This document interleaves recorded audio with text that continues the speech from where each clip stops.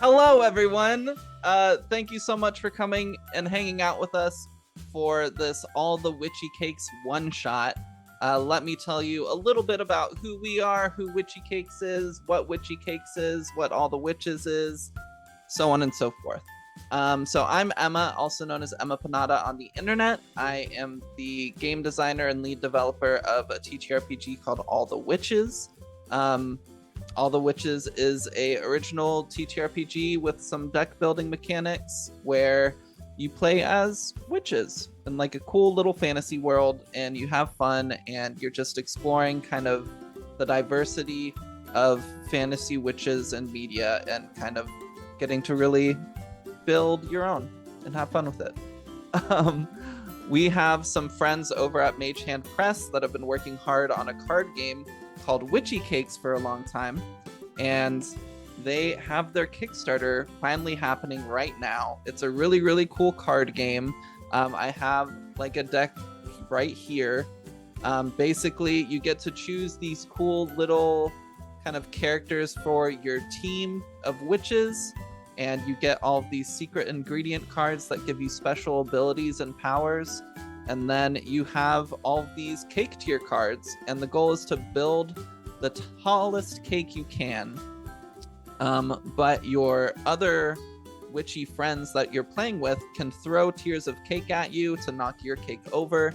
They can play cards that mess you up. So it's a huge game of trying to build the tallest cake while screwing over your friends. And it's really simple, but really competitive and fun.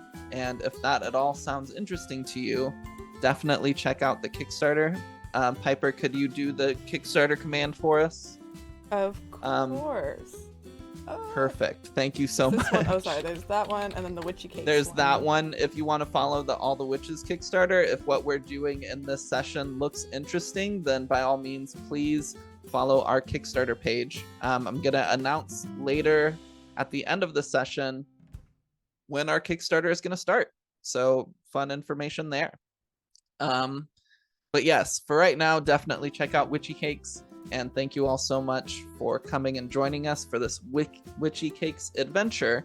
But let's go around the table, see who else is here with us. Unfortunately, our friend Sailor Scout Austin fell sick with food poisoning like 15 minutes before the session.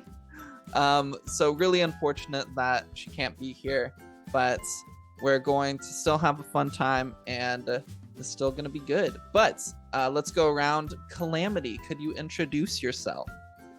I can. Hi, I'm Calamity, pronounced she, they. I do all kinds of stuff on the internet, and I'm excited to be here today. What else was I supposed to say? Is that it? That's pretty much it. Theta. Hi, I'm Theta. I use they them pronouns, and I don't know what else to say. I just realized. That's great. Where can we find you on the internet? Oh yeah, you can find me at Bingsu Jung on Twitter, where I have a life. You're not supposed to have that on Twitter. I know. I really shouldn't. I'm a college student. It's overrated. And last but not least, my amazing partner and the owner of this channel, Matihi. Hello, everybody. I'm Matihi, or Piper. I use they, he pronouns. Today I am playing Susan, who uses any pronouns. And of course, you can find me at Maddie Matihi on Twitter, posting about wanting to play different TTRPGs. And that's me. Perfect. All right. So let's get this session underway. This is a kind of fun-filled adventure. There's going to be a lot going on. And we're just going to jump right into it and get started. So, witches. You all are part of a coven that had sent you out to deal with a fairly minor inconvenience. Some magical beans were acquired by someone who wished to do ill with them. So you were asked to go out, find the beans, obtain them, and bring them back. You're not entirely sure what these beans do, but you have them now, and all is well. On your way back to your hometown where your coven of witches is housed. The sun hangs low in the sky. The moon hovers above you with the large crater on its face pointing down towards you. Stars are beginning to be seen dotting the night sky. Although you're perhaps only half a day's journey away, the smart decision is to rest.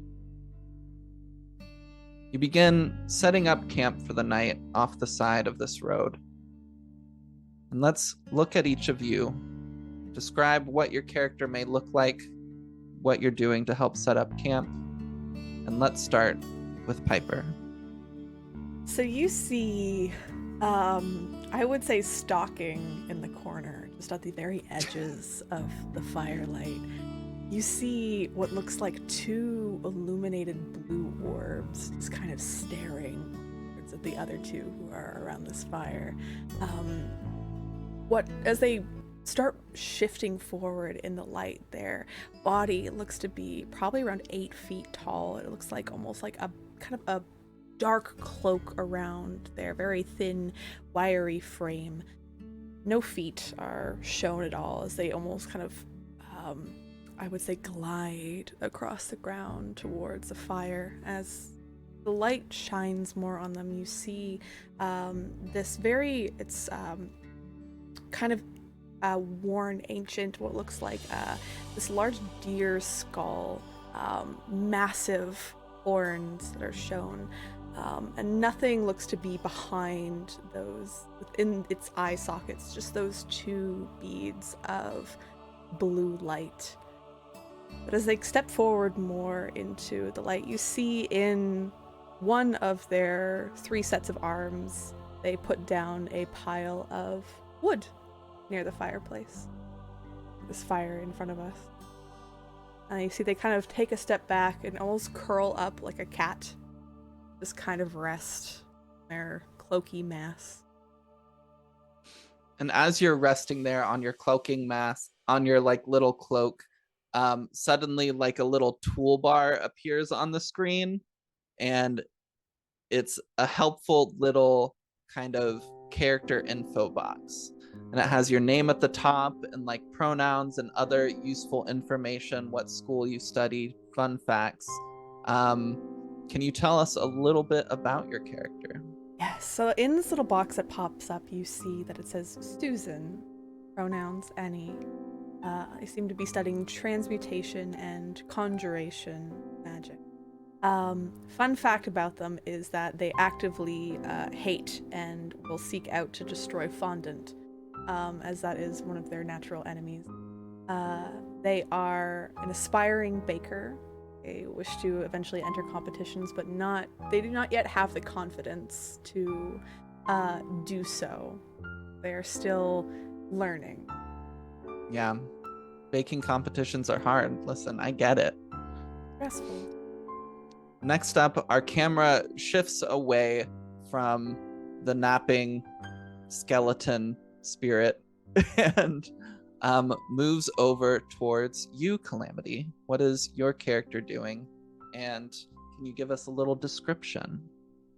Sure thing. So my character, you see a small frame, maybe about like 5'4", kind of like hunched over the fire, just very intently babysitting it. Like they are just like eyes on the fire. They are a sort of like curvy built a person with like short, like curly hair that just like goes all over the place.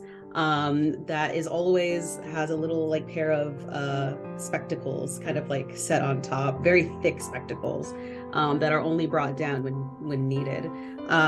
They have multiple things hanging off their belt. They're human, by the way, sorry. They have multiple things hanging off of their belt, like little tools and knickknacks, and like just like a belt that just has more pockets, even though their pants already have like extra pockets sewn into them. And they are full of things, random things.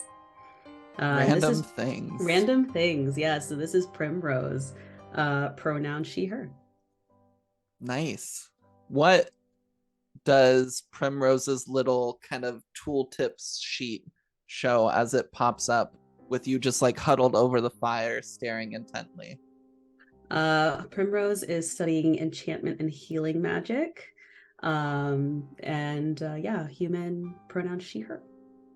Nice.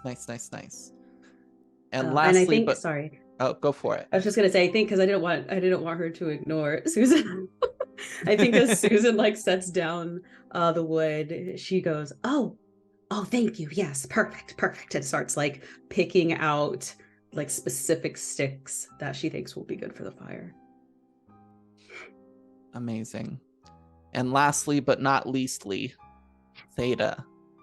What does your character look like? What are they up to? What can you tell us? I think sitting by the fire, despite not really necessarily needing to, you kind of just see darkness, like light begins to approach and then it suffuses into just darkness, where a kind of humanoid shape sits with a wide brimmed hat and just like you can vaguely make out like there is a face in there. Mm-hmm. What features the face have, who knows, but there is a face in there, and from beneath the hat there's just like nothing there's like they're wearing a cape essentially that has just little gold accents shaped like stars, and just clean black clothing from head to toe. And it kind of seems like maybe if they were to remove the hat, they would just be a regular well-lit person. But there's something just about wearing the hat that makes this a bit weird. And they're just sitting there holding, kind of like turning over a sword, inspecting it, like, is it in good condition? Is it in bad condition? They're kind of like watching and looking up a little bit to see the conversation, and then kind of looking back down, like, they seem to be having a conversation. It's probably better not to interrupt. Probably.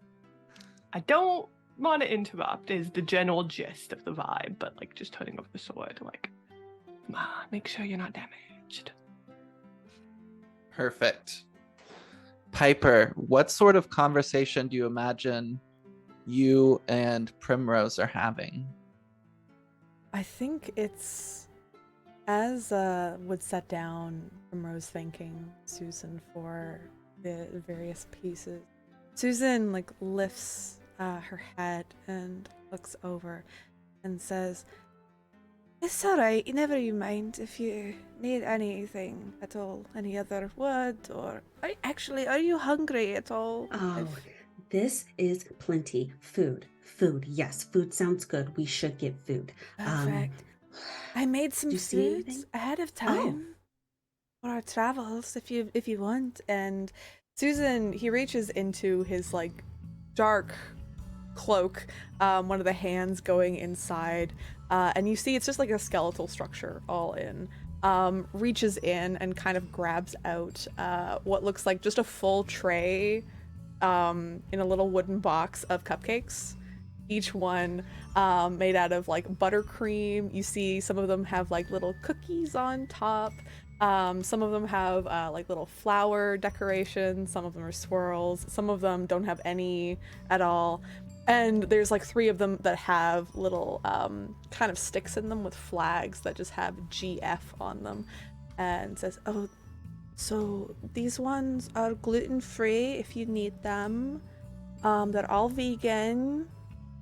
Here," and puts them down like near the fire, and then they start to melt. Susan does not notice. I was sitting here like, does Susan have a girlfriend? And that's like who those are for? Are these just saved for one person? They don't need them anymore. It's fine. They can make more. These are my girlfriend ones, but they're also gluten-free. So Susan pops out all of these cupcakes and sets them down for you all. a very sweet but delicious dinner. I have a very specific question. So these magical beans that you are all sent out to find, who is holding on to them right now? That is a good question. See, I have a bunch of pockets. That's But Susan, they have a Mary Poppins cloak. So It's true, but what about Leopold? What about Leopold's I garments? feel like True. Leopold is absolutely not holding on to them. Because that would require Leopold to consciously think this is something I probably want to and could do, and like theoretically they can. They are not. They're like, you two have things for that. I don't need to. Like, He I'm said you're not good. I messing on don't. my clothes. This is not my strong suit. Yeah. This is your strong suit. I don't want to encroach on your territory because that would be really rude. If you need something caught, if you need something destroyed, I'm great at that. Just please don't ask me to contain. That's fine. I've somehow actually my partner had sewn a lot of different pockets into this jacket, so I've got lots of storage. Then would you say that Susan's probably carrying them? Yeah, it's in like one. It's like inside. If they open it, you would see just like a bulging pocket just full of beans. Okay. Yes. Perfect. Amazing. Incredible. So, normally that is what we would see. We would see a bulging pocket full of beans. But could you give me a soul check with a difficulty of a D6? Okay. So the way, audience, that All the Witches works is you have 4 primary attributes. You have power, agility, soul, and mind. And any skill check you try to do is going to be related to one of those 4 attributes. Each character has an attribute rank for each of those. And when they need to roll a skill check, I'll tell them what attribute they use, and I'll tell them the difficulty. For the difficulty, they'll take a die, and the goal is to roll that die and roll under their attribute's rank. So Piper, what is your rank in soul? My rank in soul is 2. Oh, great. Yeah, it's fantastic. So you'll take a d6, you'll roll, and if you roll a 2 or below, Mhm. then you will succeed. But Okay. do you have any skills or anything that relate to noticing things? To noticing things, depending on what I'm noticing, if it's people that I'm noticing, then I have good insight. But however, if it's a more of a perception based, I do not have a skill in that. Okay. Yeah, I'm gonna say this isn't so much an insight thing. So go ahead and roll the d6. I rolled a 2. Hey, there you go. Perfect. Incredible. So, as you are sitting there eating your cupcakes with everybody, the warm fire kind of spreading around you, and creating this very comfy scene as the sun is setting, you notice your bean pocket feels a little bit lighter. A beans. Looking around, you see next to the area you were laying down in, not but a few minutes ago, there seems to be a trail of some sort. Oh, no. A trail of something you instantly recognize. Flower. And it's leading off into the trees around you. You see Susan just immediately whip around, cape kind of flowing a bit as they do, and they get down on all 8. And they just hunker down to the ground, and they look back at the group of you and say, "Someone's stolen our beans."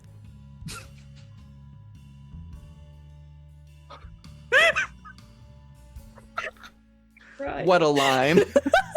Somebody has stolen our Our beans. beans are missing. Our Banes! What the beans? Do you know where they've gone? I don't know, but there's a trail. Flower leads Where? the woods. Also, Primrose did save the cupcakes, by the way. From the fire They were kind of melting. melted.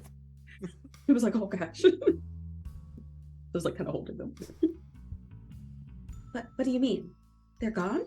Aye, the beans. The beans are gone. They're How? gone. I don't know, but there's a trail now where I was laying a flower, and I think whatever stole them or whoever stole them is probably a baker of some sorts. What does the trail... Why were they a baker? I don't know. There's flour on the ground though. Look, and they What does the trail look like? Can we look over So- the trail and like inspect it? point a hand. Yeah, absolutely. Theta, could you give me let's go with like a mind check Oh, thank God. just to kind of like identify this. We're gonna say it's like a D4. It's very easy. I'm gonna automatically succeed that. Perfect. So another thing about all the witches is sometimes your abilities rank already equates to certain difficulties or is greater than certain difficulties. When that happens, such as in this case, Theta, I imagine your mind is rank 4. Yeah, it's ranked 4. Yeah. So anytime I would ask Theta to make a D4 mind check, they would automatically succeed because it's a very simple check. As you're kind of kneeling down, looking at these little kind of powdery traces escaping into the woods, they're very sparse, but instantly you recognize this is flour. For a second, you were like, no, it's just flour. You were like, it could be something else, but Sugar? it's very obviously flour. It's just very sparse little traces. It would be very easy to miss, but you've got a good sense about you. It's definitely flour. But why? There's not a lot of it. Is like the trail, does the trail look like footsteps or does the trail look like drag? It looks like, imagine for a moment that you just spilled flour on the floor, kind of behind you as you were walking down a hallway. It's kind of like that, but just very thin traces of flour. Primrose like takes her like spectacles down and it just like magnifies her eyes and she's like looking at it. Yep. That's odd. Well, Yeah. it looks like we have a trail to follow. Yeah. I was looking forward to sleeping, but I have to get those beans back. We do. Dire. We really do. Okay, let's go. Okay. Let's go. Who's good night eyes? Oh. Maybe me? Oh, Leopold, do you want to lead this? Not very good in the dark. I can... Divine. That's the word. Good idea. Yeah. So you have some spells and abilities. Do you see anything you think would be good for this particular situation? That Probably you can use? divination. Divination. When seeking to further understand a particular target or situation, you can divine to gain a better understanding. While focusing on the target situation, ask a question and the GM will respond by giving you a vision related to your question. And then on top of that, I have expanded divination. Yep. So what expanded divination does is basically when you divine, you can ask a question normally, and then I will give you a vision to answer that question. But because you have expanded divination, you can ask 2 questions. So as you sit, what does your character use in their kind of efforts to divine? Do you have like a tarot deck? Do you use like bones or like dice or anything? I think just despite the fact that Leopold, by and large, is not particularly somebody who keeps things on his person, does keep one thing on his person, like in her cloak, which is a tea set. Let's go old-fashioned. I think he brings out this tea set and just really quickly like goes through, and when we say quickly, let's keep in mind a tea ceremony is like a 10-minute affair. Very quickly goes through an entire tea ceremony and then drinks the tea. And they like he has to heat up the tea, and then he has to do the tea ceremony, and then she has to drink the tea, and then she looks at the leaves and divines. And I think that's how it works for Leopold. It is something, I think, in doing it in this instance, it's a action filled with frantic energy, despite the fact that it has to be done so slowly and carefully, where their hands are just like very quickly doing all the motions, even if all the motion, like the entire affair is still seemingly quite slow. Yeah, absolutely. I love that. So as kind of the warmth of the tea floods your body and you feel this sense of calm and collectedness, you peer down into the leaves left in the teacup. And I don't know anything about tea leaves, but you get this vision as your eyes kind of drift down. The leaves kind of start to blend together with the water, and then your vision is flooded. What are your 2 questions? I think Leopold's first question is, where did they go? Like, which way were the beans taken? And then the second question is, who took the fucking beans? So you get a vision, and you see in this vision kind of the corners of your vision are cloudy, and you rest where kind of a few feet away from where you are now, where Susan had been lying just 15 minutes previously. And in this vision, your gaze starts to drift, following the flower. It hurries through the mess of trees, over some golden hills, and you see a town. A town that this region is famous for. The town of Genoese. A place famous for its baked goods and wondrous kind of food. As your vision rests on this town for but a brief moment, it shifts down once again, closer to the ground. Close enough that you might see a scurrying mouse. But instead of a mouse or a squirrel or any other odd creature or remnant, you see a croissant. And then the vision ends. I think a croissant stole our beans and is in Genoese with them. What? A croissant. A croissant. You Croissant. know, a croissant. I know what a croissant is. Right. Croissant? Yeah, croissant. Oh. Croissant. Yeah. Yes. I think it stole our beans. It's in Genoese. You like Genoese, right? I love Genoese. Very nice. I've always wanted to live there. That would be so fun. So, But no, it's in Genoese. They're in Genoese, and I saw a croissant. Did the person maybe drop a croissant? No, there was no person. There was just a croissant. I know. that's strange. I've never. Did it I know. Was it like rolling along the ground? It seemed to be kind of like bobbing back and forth really fast. Yeah, it was like doing this teeter-totter thing. Like, you know when you get like a small child and they go, and it helps them go like a little bit faster? That's kind of what the croissant was doing. Using whatever limbs it has to move forward. Excellent work. Well, it doesn't really as have always. limbs. It is circular, so just Well, pops. oh, sort of like. Oh, okay. Yeah, I was like a thinking like seesaw. a rocking chair, sort of. Not rocking Yes, chair, like a like a combination between a rocking chair and a Oh. toddler. Well, I guess But- we. What a go- description. I don't Rocking chair toddler. You know, A rocking chair and a toddler make a croissant, obviously.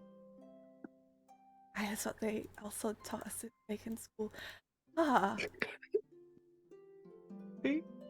Interesting. Okay, let's find this bloody croissant and then, I don't know, get our Eat it. beans back. Well, I mean, if it's sentient, I don't know if we I should. don't know if we should. Yeah. I don't know if it's sentient. It was just moving. That's very Fair. valid. And I want something that isn't sweet. I'm sorry. I love you. Oh no, it's okay. That's totally alright. I understand that. That's what I'm still trying to grasp sometimes, is not sweet treats.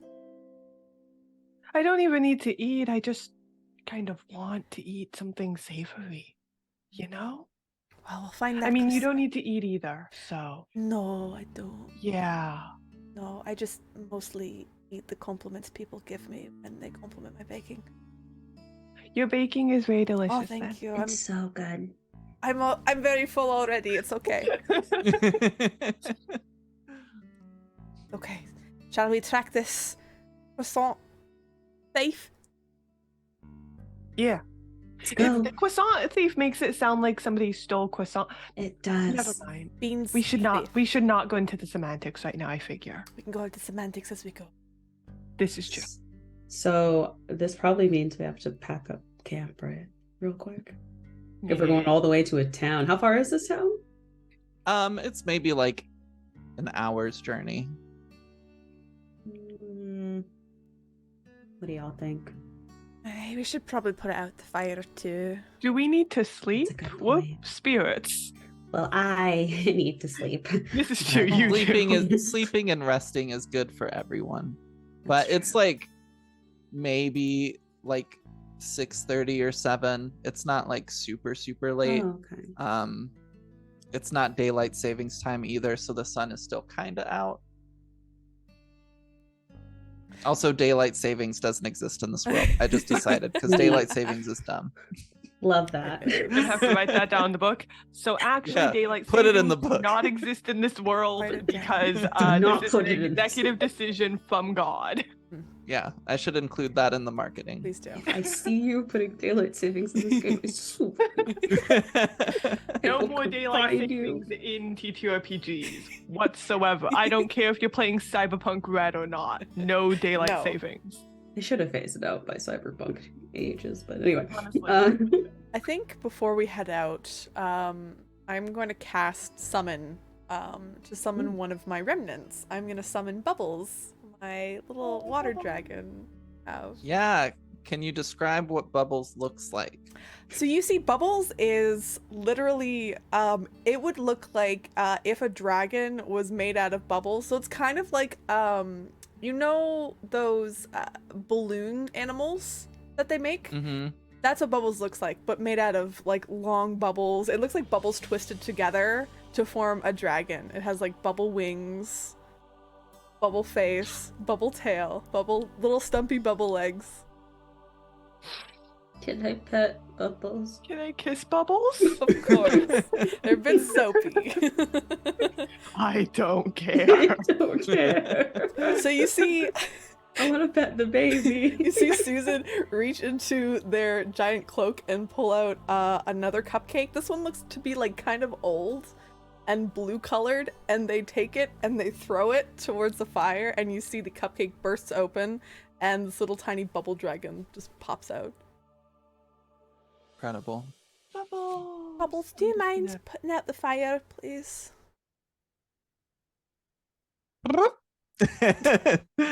And Thank you. it just like sprays water at the fire and puts it out really quick. Stream of bubbles, bubble beam. Thank you so much. Do you want to go back inside the cupcake, or do you want me just to let you run around? It like goes into the remnants of the cupcake. And I just And like then- I take it and I scoop it up and it's whole again. Just a nice solid cupcake that's very stale, and I just put it back in my jacket. It's okay, I let's think go. just on the sidelines, Leopold is standing there, just like, I love you.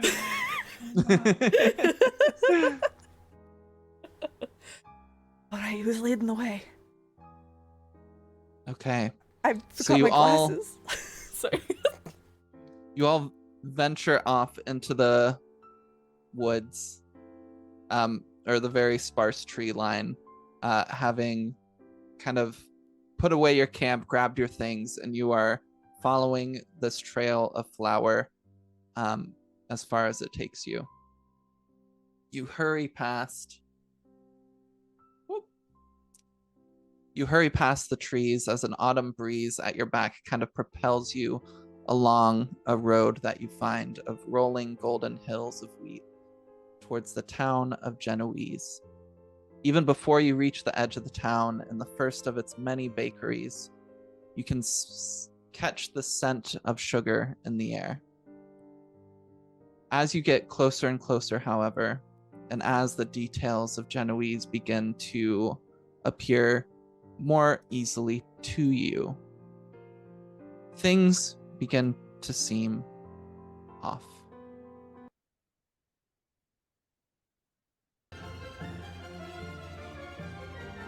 Gosh, that's a lot.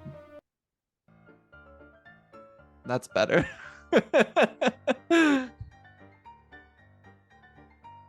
Moments later, you hear panicked screams and sounds of struggle. As you're approaching the first of the buildings of Genoese, you see a rolling pin crashing through the bakery's front window. A moment later, after hearing kind of shouts coming from inside, you see a terrible creature that looks like a pie, but it has like spider legs and sharp rows of teeth in between kind of the pie dish and the top of the pie. It kind of like crawls out of the window, turns and snarls towards you, and then rushes down the road towards the town square. You hear more shouting as you feel a struggle is taking place inside of the bakery still. What would you like to do? Gotta stop that pie! We do! After that baked good! And I'm gonna start hovering towards it. Okay, so you're moving towards the pie that's running away. Yes. Awesome. I need you all to make an initiative check. So the way to do this is I will tell you a difficulty based on what I think this combat ranges around loosely. For this, I'll say a D6, and you can either make an agility check or a soul check. And if you pass the check, you get to go before the enemies. If you fail the check, you go after the enemies. So go ahead and make one of those checks. All right, what are we rolling? Either agility or soul. This is so loud. I'm sorry. And what's the dice? I hate this song. I'm deleting I'm it. so sorry. And what's the dice? Sorry. A D6. Thank you.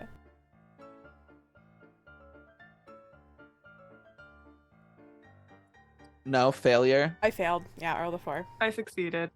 Theta You succeeded. go above, Incredible. you fail, right? If you go above, you fail. Yeah. Okay, yeah, I failed. Okay. So we have our first combat. Okay. The way combat works is each of you has your little deck of cards. You will draw 3 cards into your hand. And when it's your turn to go, you can play a card, and that's how many actions you get in that turn. So, draw 3 cards. Theta, you get to go first. This Piter is crawling away about 15 feet away from you, going down the street. And yeah, so for one action, you can move 10 feet, and then you can use your spells or abilities for various other actions to attack with your staff, which your sword is basically your staff.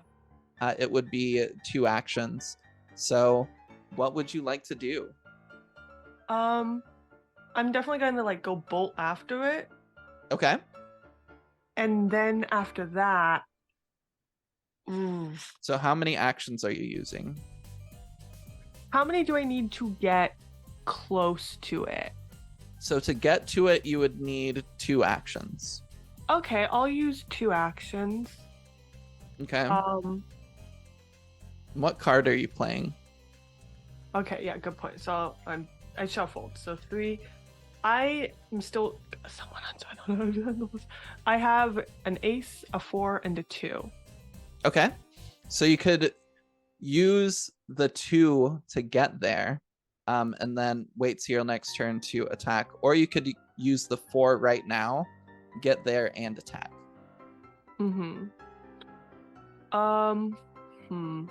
An ace is a special card.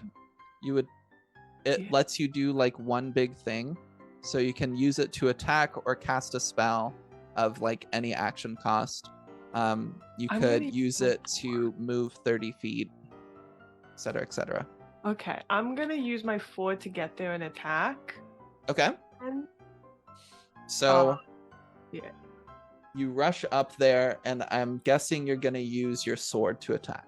Yeah, I'm gonna use my sword to attack. So, yeah, I think Leopold, in getting there, runs forward, and it's kind of ominous with the giant fucking hat and the cape that just flares behind them. And the sword that you had seen earlier that they stashed somewhere, they pull out once again, and she kind of just wields it, and I think in running there, kind of just jumps and then tries to slam it down into this pie. Like, come on, buddy, let's go. Hell yeah, absolutely. So you are really good at swords. You have a specific skill in swords, in fact. Yeah. So when you like swords. When you attack with a sword, in all the witches, it's assumed whoever's attacking has the ability to hit unless the defender intervenes or does something to avoid the attack. So what's going to happen is, because you have a specific skill in swords, the Piter is going to have a -2 to its success range to dodge. But you will still roll what's called the critical die. The critical die is a D10, and you'll roll that. If you roll a 10, then it's a critical hit, and if you roll a 1, it's a critical fail, and something happens, and the attack misses. So go ahead and roll a D10 before I roll for defense. Okay. That's a 5. A 5. Okay, so nothing special happens. What is your... So using a sword as a power-based attack, what is your attribute, rank, and power? Oh, only a 3. A 3? Okay, that's fine. So the way this works is your rank kind of determines the difficulty of the defense check. So 1 or a 2 attribute rank would be a D6 difficulty. A 3 or 4 is a D8. 5 to 6 is a D10. 7 to 8 is a D12. So this is still a D8 check for them to try to avoid. So, Okay, so they rolled a 7. They needed to roll a 4 or below. So describe as you kind of like stab into this pie. Yeah, so Leopold kind of runs, and then kind of, there's nothing really to jump off of, but when you look at them and look into kind of the darkness of the general gist going on, it looks dark, but the longer you look, it's a bit like when you close your eyes and you see the specks of white, except the specks of white in terms of Leopold aren't so much white as the hints of stars and galaxies just kind of forming in the abyss. And I think they sparkle just a little bit brighter as they jump up and pull out the sword, like, and have their sword in their hands, and it kind of glints both from whatever stars are reflecting in him and the sun as they kind of just pierce down into this pie. And nice. It's not glorious. It is a pie, unfortunately. So I figure some jam gets somewhere and onto Leopold. And despite the fact that like she almost seems to absorb light, not pie it turns out. So there is a noticeable stain like on pants of like just Dang. like raspberry jam or something now. Wow. Okay, so now that your attack is hit, you're gonna roll your damage. For your bladed staff, you have a power crystal kind of at the hilt. Yeah. And the power crystal gives you a special power. Your damage dice for your attack is 2d4, but if you roll a 4 on either one of them, the die explodes, and you get to roll an additional die and add it to the total. So go ahead and roll 2d4 for me. That's gonna be 6 total. 6 total. Were either of them a 4? No, they were both 3s. Oh, well, that works. Cool. So you stab into this pie, and its hard crust almost repels your attack, causing it to like scoot to the side. However, because you struck so head on, you stab into it. The inside like berries kind of shoot out and stain some of your clothes. Its defense was 4. So 2 points of your damage get into its health, and then its kind of physical defense rank goes down to 3 instead of 4. Where's my thing? There it is. So now it's its turn, and as you're kind of attacking this, it turns around, and I have a 3 action card, so I'm going to use that. It's going to try to bite you. So I need you to roll. Well, let me roll the critical die first, just to make sure. Gotta find a d10 in this giant bag of dice. Shouldn't be too hard.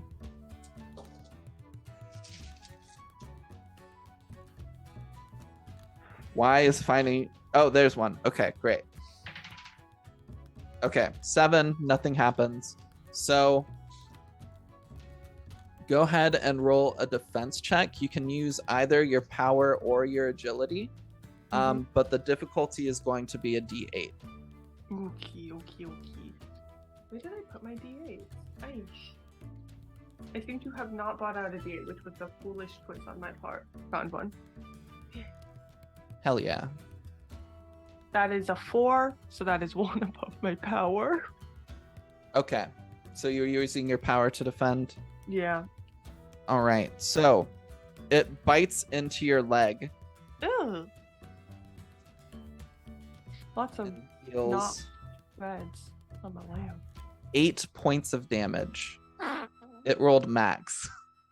Oh, This why is- not 1 health? The piters are nasty. So your power was 3. So 3 of that damage is kind of soaked. So it deals Okay. 5 damage to your health. And then your power will go from 3 to 2. My poor ability to be powerful. Yeah. Spoiler alert, these things at the beginning of the game are the strongest things in the adventure. Okay. Okay.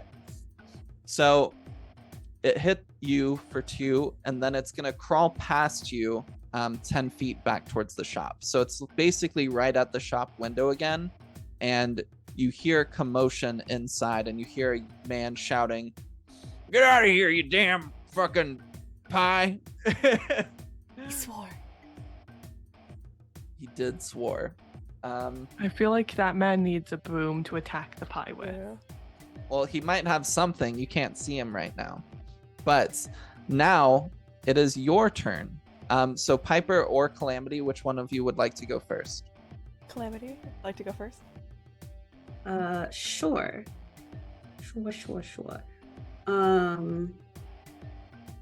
I was trying to understand one of my spells. So If you have questions, I'm here to answer them. It says restore 1 point to a fatigued attribute belonging to the target. Yeah. What so does that mean? great question. So like we just kind of talked about, Leopold's power went from 3 to 2, which means it was kind of fatigued by 1. So if you cast that, then it would mean it would go back up to 3. I see.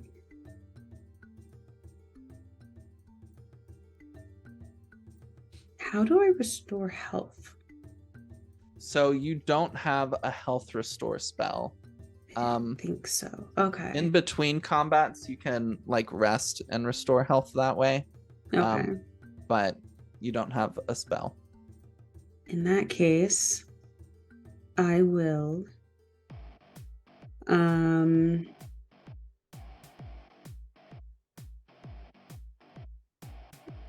sorry, this slaps. Okay. This is a good song. Yeah, You know what? Because we're down a player, I'm gonna give you a healing spell.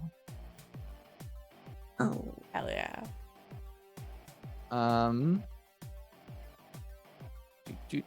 Do.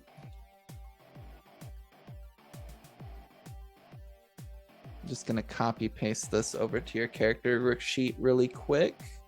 Neat. Do.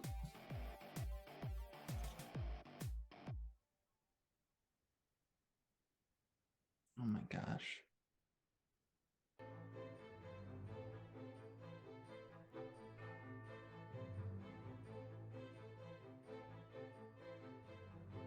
All right, so now you should have lesser heal on your character sheet, which is a touch spell that allows you to heal 1d4 points of health. So it's 2 to move. It's 2 to move 10 feet. Okay. And that's how far Leopold moved, right? Leopold is technically 15 feet away, but you can attack. use that to get 10 feet, and then you're within 5 feet to do a touch-based spell. Neat. Okay. Then I shall do that. I'm going to use my 2.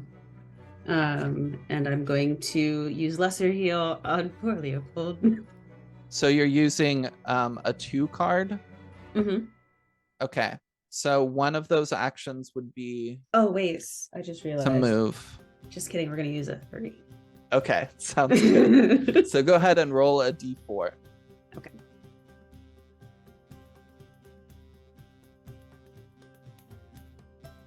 That is a 2, and that's with soul.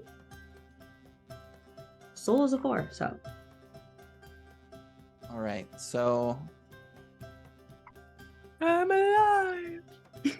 That was alive. Oh, I need to bring down my magic energy. You said the one on the left, right? Or the sheet? Yeah, Is the box we're supposed to adjust? the left column. So when you cast a spell, be sure to reduce your magical energy by the amount used. Okay. Thank you for the reminder. Sorry. Sorry, y'all. So yeah, Theta, you get back 2 points of health, and then Susan, it is now your turn. All right, so Susan is going to use my 3 of Rods card. I got 3 actions this turn, and for my the big action that I'm doing currently is I'm going to use another summon spell, using 3 actions and also using 5 ME. So now I'm down to 4, and what I'm going to conjure, you see, the cloak start to billow. And I think I'm right near the creature, correct? Because it moved towards back to the shop. Yeah. We'll say you're 5 feet away. Cool. So you see that his cloak starts to billow and opens, and you see bursting from the cloak what looks to be a rock. Like, it is this very, like, oval rock, but what looks to be kind of doodle legs and doodle arms. And it seems to have eyebrows and these giant eyes kind of painted on. You see it burst forth from the cloak as Rocky the Rock comes forward. And I think that's it for my turn, but my summon does get to act right after. And it gets the same number of actions that you used in your turn. So it gets 3 actions, but I'm only going to be using 2 I'm going to smash this this Pider. So Rocky is going to attempt an attack here. Okay, so go ahead and roll the critical die for me. Okay. A d10. A d10 for Rocky. That's a 7, so no critical for me, unfortunately. Okay, also no critical fail. Beautiful. That's good. And what is Rocky's physical attribute? Rocky's physical attribute is 5, so I think I roll a d10 for that one. So d10, the defender rolls a d10. Oh, the defender rolls a d10. Ah, I gotcha. Yeah. So where'd my d10 go? Here it is. So the Pider's power is currently at 3 because it took some damage.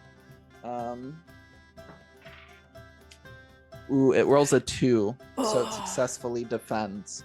So as Rocky the Rock kind of uses its doodle arms to throw itself in the air a little bit and try to kind of like do a cannonball down on top of the Pider, the Pider just like uses a hard part of its crust, like a nice golden brown part of it, and just like knocks Rocky to the side. You just hear a clink as it just rolls to the side, and it gets back up. Kind of does it like a 3-point like superhero pose, just getting ready to like jump back at the creature. As we attempt to play rock, Pider, scissors. That's oh my turn. fucking god. Okay, so top of the round. You all should all have 2 cards in your hand now, and it is now Leopold's turn again. Yeah. I think I'm like looking at this, I'm like, what do I want to do really quickly? Am I within range to attack, or do I need to get close again? It moved 10 feet, Okay. but it was in front of you, so it's like behind you 5 feet now. So you're in range. Okay. I'm going to use my 2 actions. I'm going to use the 2 action code, and I will use Bend Luck to Ooh. give luck to... Actually, I'm realizing that the only card I have left after this is an ace, actually. Yeah. You can use the ace to attack.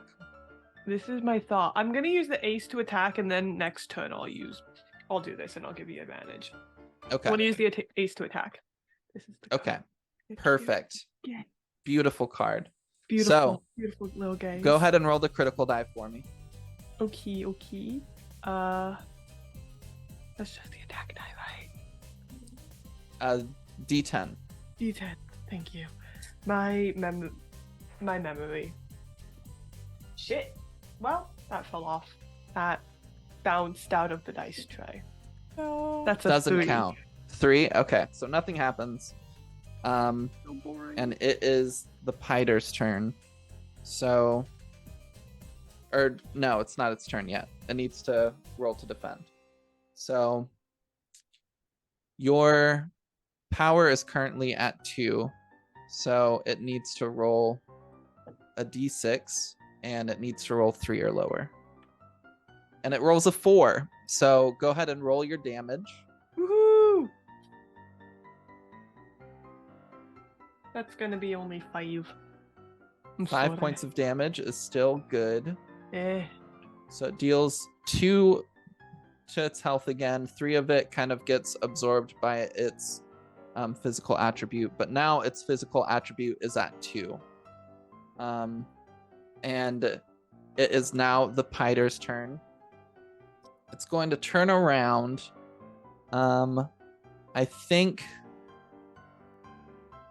it's going to attack Rocky. How dare you attack Rocky? So rude. Thank you for not attacking me, however. So it turns around and is going to try to bite Rocky. So That's a bad idea. it is a bad idea normally to bite rocks. It rolled a 2 on the critical die, and I need you to roll a d6 to defend. So Rocky's physical attribute is 5. But only if it got a 6, it fails. So if you roll a 6, you get hit. I rolled a 2. So you see as I would say the Piter's coming down to bite Rocky. Rocky just like grabs its jaws and just like holds it there. Little doodle arms. Incredible. I love it. And now you hear further noise in the bakery. And it is now either Calamity or Piper's turn. Who would like to go first?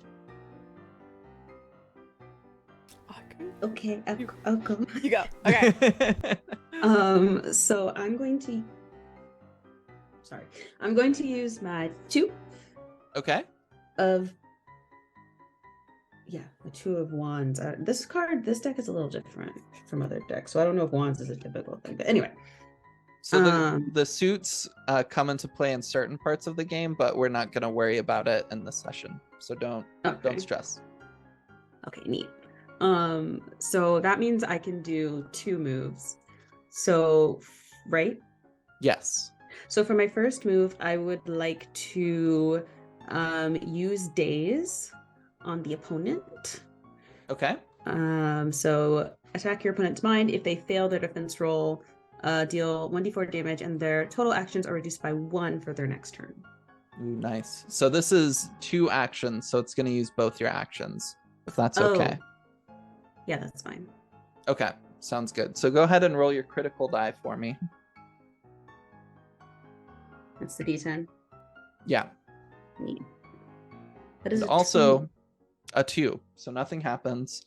At the beginning of your turn, because you're in combat, you've got adrenaline going. At the beginning of your turn, you gain ME back equal to your endurance rank. So your endurance rank is 2, so you'll get 2 ME back at the beginning of your turn. Nice.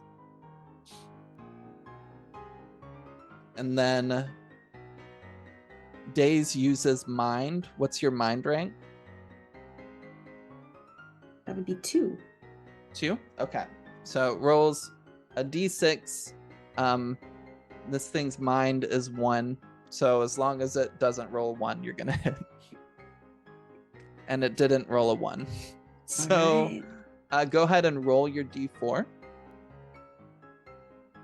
That is 2. Okay, perfect. So it does 1 point of damage. And you just hear kind of like groaning coming from under the pie crust as it seems to have a bit of a headache. And Piper, it is now your turn. Yeah, so I'm going to use my 4 of rods, and I gain 2 ME back from having a 2 endurance. I'm at 6. And then I'm going to spend 4 of that because I'm going to do a minor polymorph on myself. And I'm going to turn one of my arms into a whisk. Okay. And then I'm going to bring that whisk and attempt to whisk this creature. You're going to whisk the creature. Okay. Punching it. So... It's a physical attack. Yeah. This is going to be a power-based attack. What's your power? My power is... I think it's a 4. Yeah, it is. Okay. I'm strong. Perfect. So go ahead and roll the critical die. Worth. Thank you for the follow for whisking the creature. Thank you Appreciate so much. No, I only rolled a 6, unfortunately. Okay, perfect. So because you're rank 4, the difficulty is a D8 to defend. Mm-hmm. This Piter's physical stat is at a 2 at this point. And it rolled a 3, so you hit. Whisked it. With the whisk, we're gonna say it's... Ooh. Yeah, what is the stats for does whisk? the whisk? Yeah. We're gonna say a D4 exploding. A D4 exploding. I'm down. Yeah. Okay, let's see. That is... Oh, it's a 4. A 5 total. 5 total. Yes. Okay. What does it look like as you kill this Piter? You see... With a whisk. So you see just this fist whisk that Susan has, jams it into the top of the piter and just starts like rotating around in a clockwise form, and just you can hear the little cries of the piter as I whisk all of the jam, mixing it with all the pastry, and afterwards just shake out my whisk arm. Nice. Yeah. In like some movies, the person will kind of like flick the sword and like the blood will fly off of it. You do that, but it's a whisk and like strawberry jam or something. I don't know what you fill pies with. Rocky comes up and like a doodle tongue comes out and just licks the whisk before it disappears. I feel like if we've seen you cook, you've done this move. Oh, like 100%. And like even if we're standing around, it's like, oh, now we're soaked in jam. It is literally everywhere. It's all over the buildings. It's all over all of you. It is AoE attack. Freaking incredible. So as you all just killed this piter, you look inside the window of this bakery and you see a large man with kind of like a balding head and like red hair going from the sides to the back, a large beer belly. He's got like a rolling pin in his hand and he's like fighting off this other piter that's currently like on the wall, like biting towards him constantly. And as we see this scene, we're going to take a quick little break. Just a quick 5-minute break, use the bathroom, grab a drink, do what you got to do. Thank you so much for joining us so far. We really appreciate it, and we'll be right back.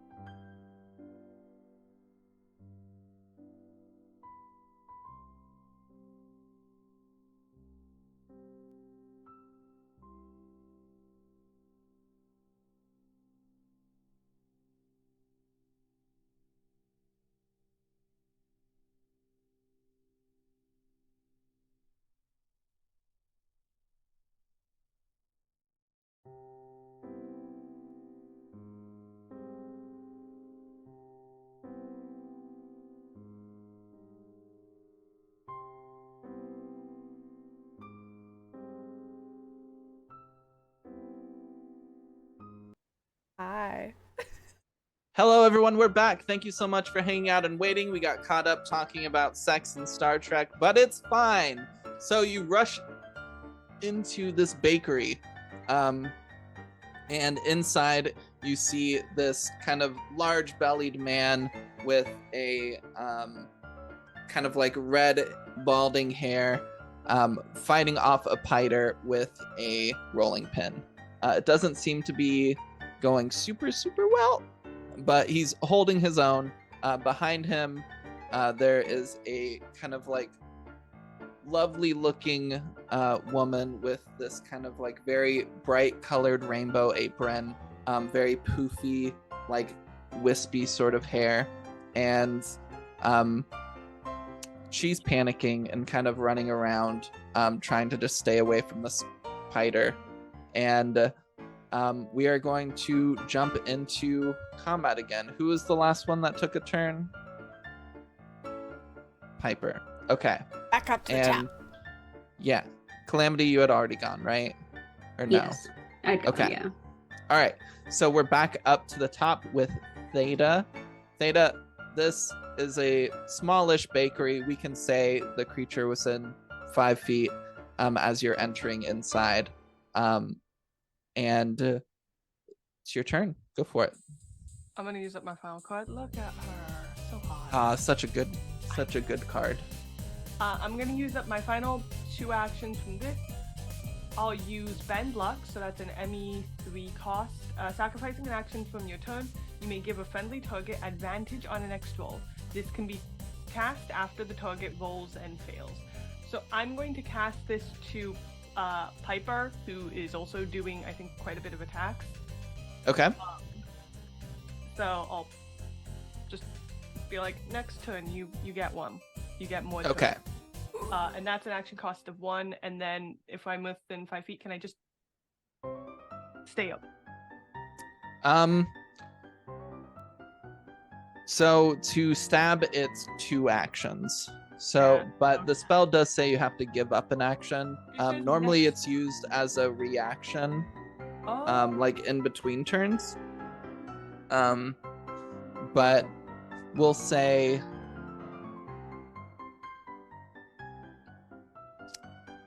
you have 1 more action.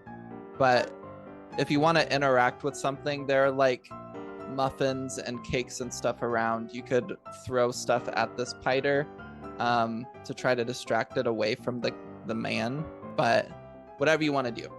Okay.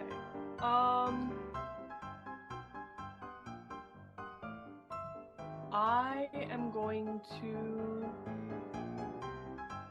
Yeah, I'm gonna just throw some shit at the piter. I will Okay. pick up whatever I can find and just lobby it. Like a loaf of bread.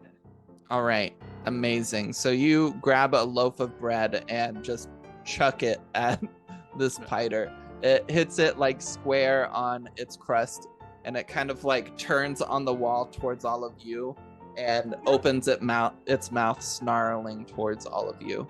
What does it look like? Huh?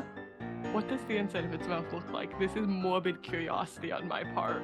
I wouldn't even So lie, there's I a was big- about to ask that. There's a big tongue, kind of like sticking out as it snarls at you. Past the tongue, there's a lot of darkness, but you can see inside, it looks like it's like a meat pie, this one. Interesting. So there are little So chunks we of would meat join and the stuff. meat if we were made of meat. Excuse me? If we were made of meat, then we would join the meat. Why Yeah. would you want to do that? Sure. Why would you want? Zoomed by me. Why? I'm not made of meat. We are meat now. I'm This not is made of Okay. cute right here. So now it's the creature's turn.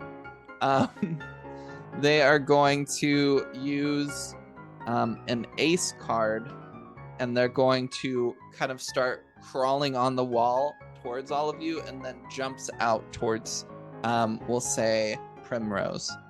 And so on its next turn, it's going to attack you, Primrose. Be careful. And now it is either Primrose or Susan's turn. I'll eat Primrose. If you Okay, want. all right. In that case, I am going to hello. There it is. I am going to use sigil. Nice. Because I mean, well, I only have my ace left. Yeah, you can use that- your ace okay. to cast sigil. Yeah.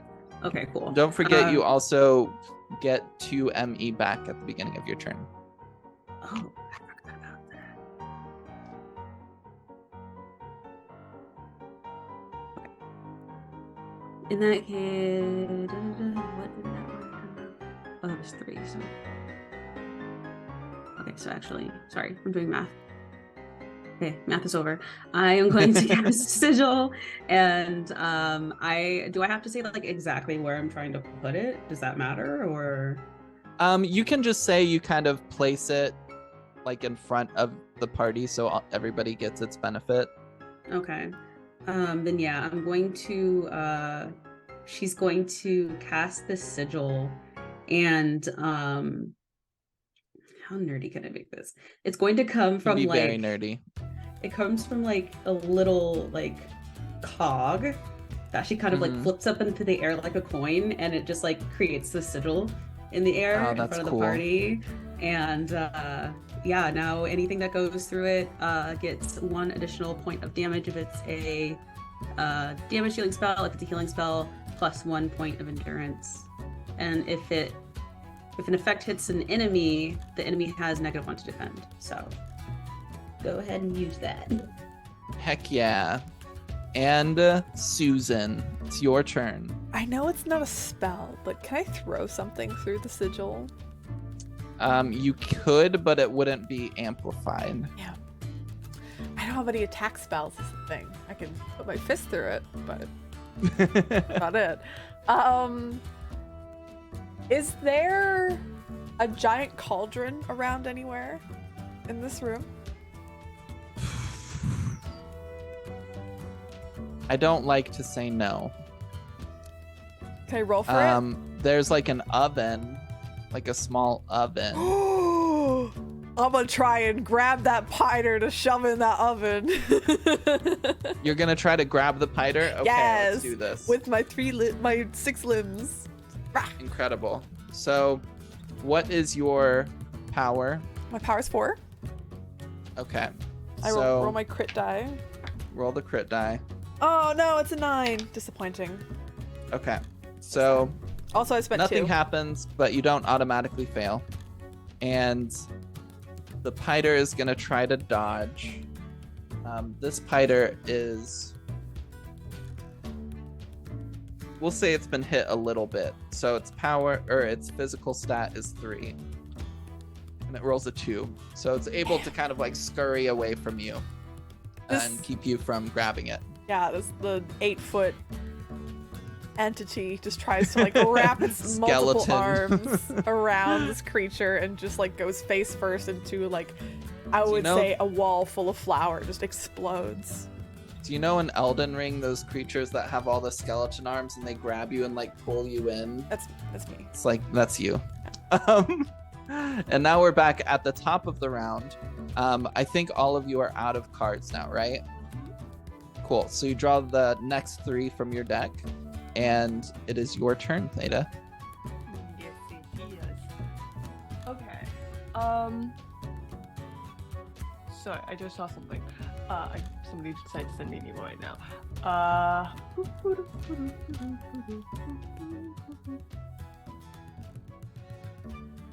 So I was reading something. I am going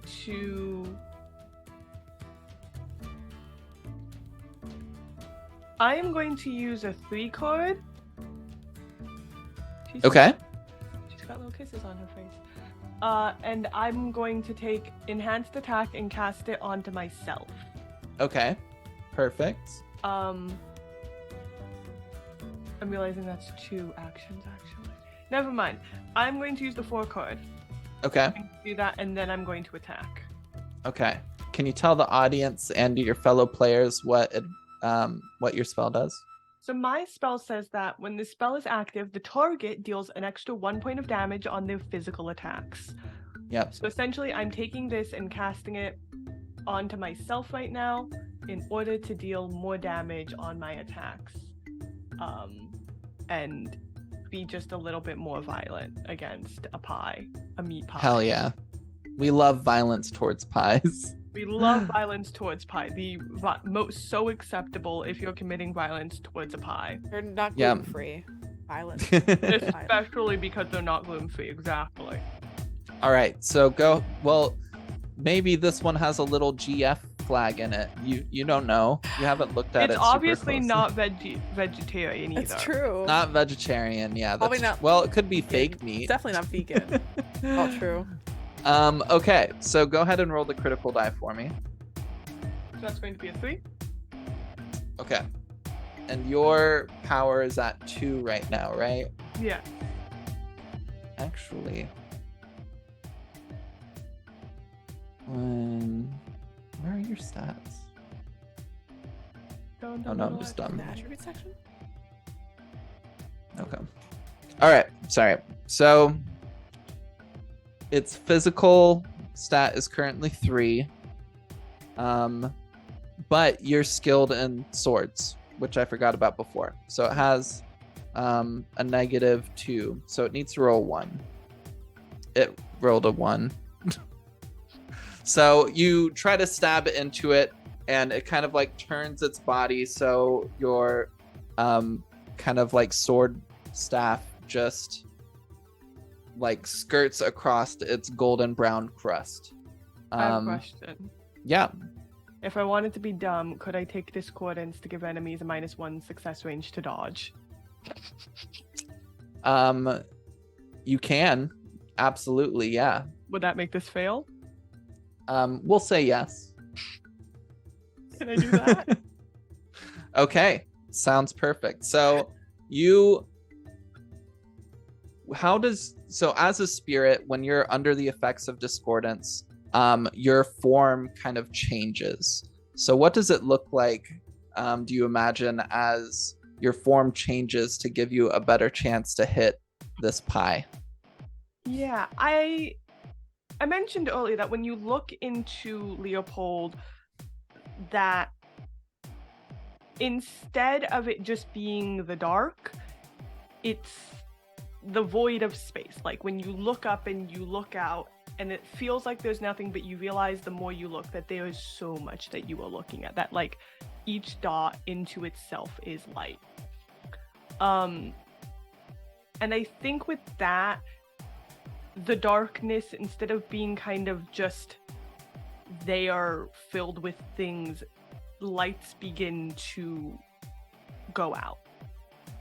What lights were there begin to go out, and looking at Leopold, it just begins to grow colder and more empty. Like you get the sensation that there really is nothing there, that the future is not real, that Leopold, like what's out there when you look into space, that you are alone.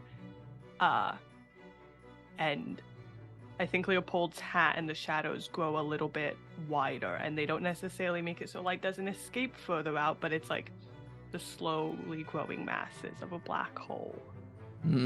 As your form kind of extends out, the spider looking up at you as the brim of your hat extends and your face grows kind of darker and more void-like, and all it sees suddenly is the darkness as a blade stabs into its crust. And go ahead and roll your damage for me. Hell yeah. Damage. So that is going to be a 5. 5? Okay. Were either of those a 4? No. Okay. So you stab into it. Its physical stat is reduced to 2, and 2 damage goes to its endurance. So it's getting low, but it's not dead yet. And we did forget someone very important. Rocky. We did forget about Rocky, didn't So we? let's go I back, know. and what's Rocky gonna do? You just hear this like wait as Rocky runs in on his legs covered in jam. And I think Rocky is just going to I know I definitely want Rocky to attack this thing. I think if there's like some like pasta or something that's being like stretched out currently, maybe on the opposite side of the room, Rocky is going to use that as like a slingshot, like runs to it as being pressed, just kind of edges himself against it and then throws himself over to attempt to tackle into the pie. Sure. Okay. How many actions did you use on your last I turn? used 2. This is 2. Okay. He'd be in here, I think, since we all moved. Yeah, right? he would be in here already, and Yeah. I'll allow for the flavor text Mhm. leading up to his attack. That's fine. Thank you. But mechanically, he didn't do anything. He just attacked. Yeah, he just attacked. That's So go ahead and roll your critical die for me. I rolled a 5. I did not crit. Okay. So your stat is a 5, so it is a D10 to try to defend. Mm. Rocky strong. Yeah, he is. I rolled a 4. I needed to roll a 2 or below. Yes. So roll damage for Rocky Rocky. smash. Yay. Let's go, Rocky. 5. What does it look like as Rocky kills the spider? Rocky's flying across the room and I think, bores a hole into this spider. It's just like a singular meat hole in the center of this meat pie. And Rocky just rolls out on the other end and then just turns into a regular rock. Just kind of puffs. Nice. A meat-covered rock. I do want to say your contracted remnant does not have to disappear after combats or anything. It's it can stick tired. around. Okay, that's fine. It might stick around, but right now it's tired. Okay. So as the piter kind of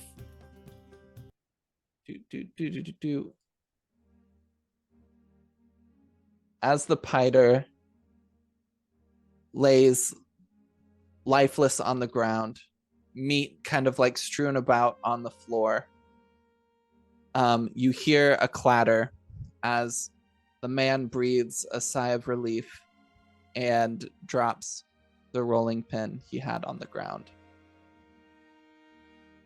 I mean, I had that thing handled, but I appreciate you 3 coming in and helping out.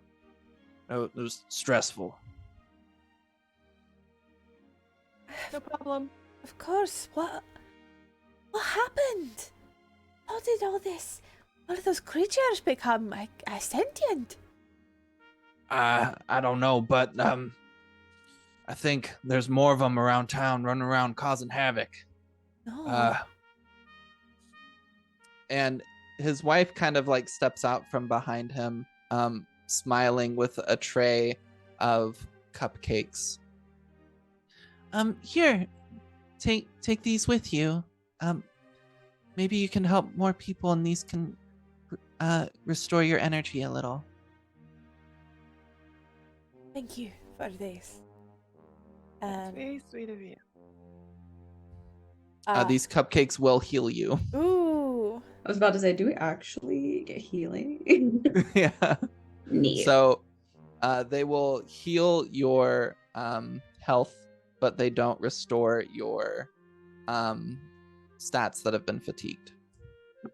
What about magical energy? Is that just... We'll say it restores magical energy too.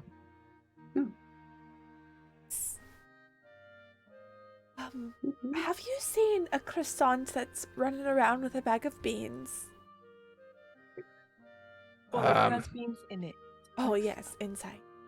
I can't say that I have, no. I was busy dealing with pie spiders.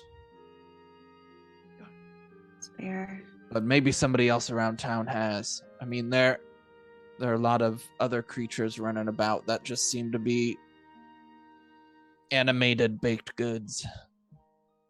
Do you know where all of this started from? No, I mean, we were getting ready to close shop for the night when these things came into the door and started attacking. Hmm. They've been, I mean, a few of them got away, took a lot of our flour and sugar, No. and other ingredients. I think other people are losing a lot too. Oh, don't you worry. We'll make sure to get back your flour and sugar and eggs because eggs are very expensive right now for some reason.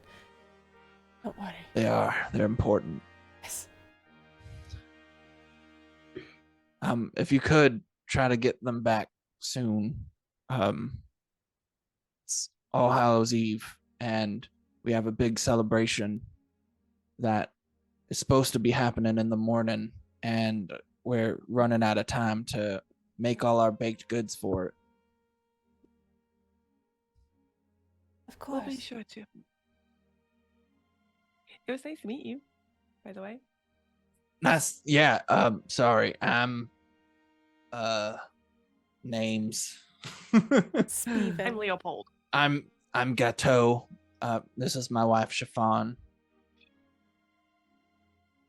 I'm Hello. Are those both fabrics? They're foods Okay. Interesting. I didn't know she.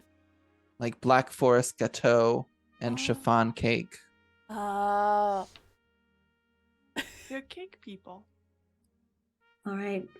I think, friends, we have to find the origin of this bakery mystery You're right. I attack. wonder how pastries become sentient. Well, Too much love and care. Piper, I think. can you give me a mind check? Sure. What dice? What's your mind rank? I don't think it's very good. I don't think it's. Let's see. My mind rank is. It's a 3. Never mind. Okay. We're gonna call this a D4 difficulty. Oh. Okay. So you fail if you roll a 4. Gotcha. Let's see. That's a 3. Okay, great. So seeing these, and knowing magic as you do, you think that these could be some sort of combination of enchantment and conjuration magics. With magic, there are 3 different levels of kind of spells. There's adept spells, which are really, or not adept. There's initiate spells, which are really easy to learn. There are adept spells, which are a bit more complicated and powerful. And then there are expert spells, which are very powerful, very hard to learn, and very hard to find somebody to teach you them. As you get up further in the complexity of spells, some of them can start to include multiple schools of magic in order to cast. You think this could potentially be some sort of spell combining conjuration with enchantment to put little remnants into these like baked goods to animate them and cause them to become more powerful. I think I'll relay that to the group. And say. So whoever we're dealing with is a powerful witch. Oh. Do you think there's like a way to like maybe, I don't know, track that sort of magic?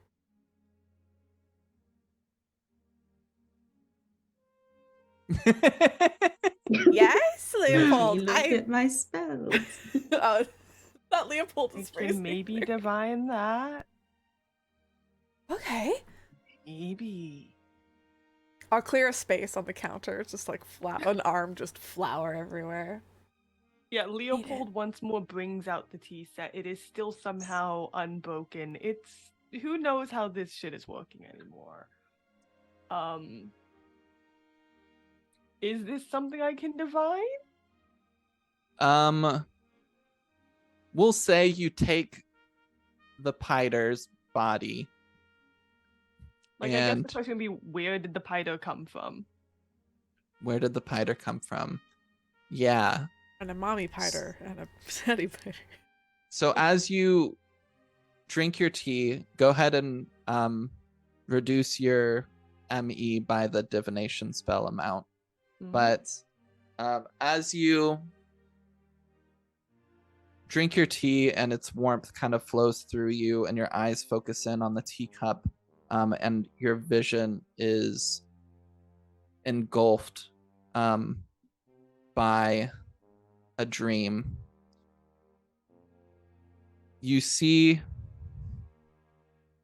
feel like warm, you feel fulfilled, you feel like whole and powerful as you're kind of beginning to be put on top of a stovetop. You feel your new kind of pie crust legs springing to life, helping you to stand. And you look up at the one who helped to create you, and you see the face of a very mature looking woman. She has kind of like very dark hair, like bags under her eyes. She seems very tired and exhausted. There's an expression on her face of pride, but also of kind of like a conniving spirit a bit. And she smiles down at you, and then your vision ends. I was a pie. Okay. And there was a woman who put me on a stove, and she was elderly, and she was tired, and she was very sweet looking. Like, she had this look in her eyes, like I was her adorable little baby ball. Except I was a pie. And I had legs. So many Those legs. Piters. I've never been a pie before. How was it? I don't think I liked it. It was very corporeal. I have legs. These legs are like legs for you. They're not legs for me. People seem to be a little bit disconcerted when you don't have legs. So I made them kind of look like legs, but to me they don't really feel like. I don't like the sensation of having actual legs. Interesting. And this had and I had actual legs. And 8 of them. Yeah, it was bad. I'm so sorry you have to deal with this constantly. Horrendous. Can you maybe describe this woman to the baker and his wife and see if maybe they can come up with some connection? Good point. Yeah, and Leopold will kind of turn to the baker and explain like the older looking kind woman in the best of terms that I think he can figure out how to say words in. Yeah, I feel like saying words is good. As you're describing this woman, and as you kind of the details like pile on more and more, you see a hint of potential recognition cross over Gatto's face, as some dots appear to start being connecting. I mean, I didn't see your vision, so I can't say for certain, and accusing this person comes with a whole risk of consequences. But there's a woman, the Countess Jaconde of Crowhaven. She's the leader of a nearby town, and she is in town visiting for All Hallows Eve. And she looks A lot like what you're describing. Does she have a motive to? Oh, she hates us. Yeah. Oh, that makes sense. Yeah, so Yeah. Why does she hate you? her thing is Crowhaven also bakes, but we have something special here in the place we live. Yeah, that place.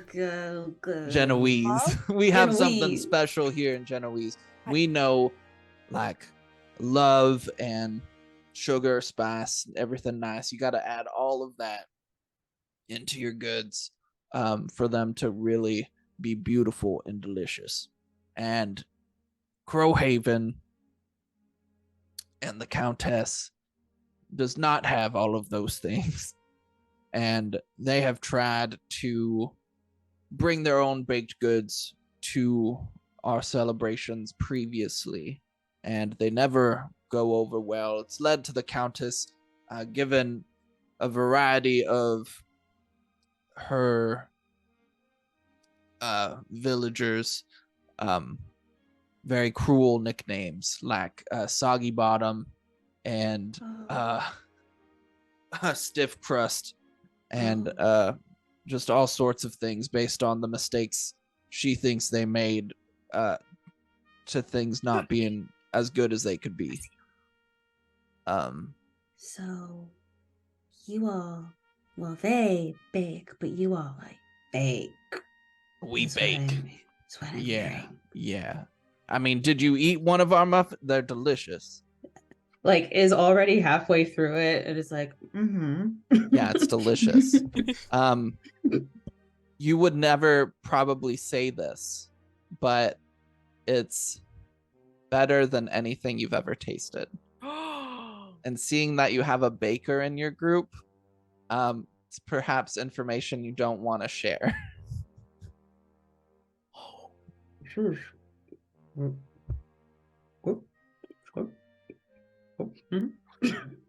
Yeah, see, they get it. Yeah. So, where can we find this person? I can't say for sure. I mean, there's a whole lot of mess going around town. If you go searching, I suppose you'll probably find her. All right. Well, thank you. We'll try to, I guess, help with this, and also we'll try to find our beans. Yeah. All right. I hope you find your And croissant and beans. thank So you. Means a lot to us. Of course. Yeah. I'm stealing this from something.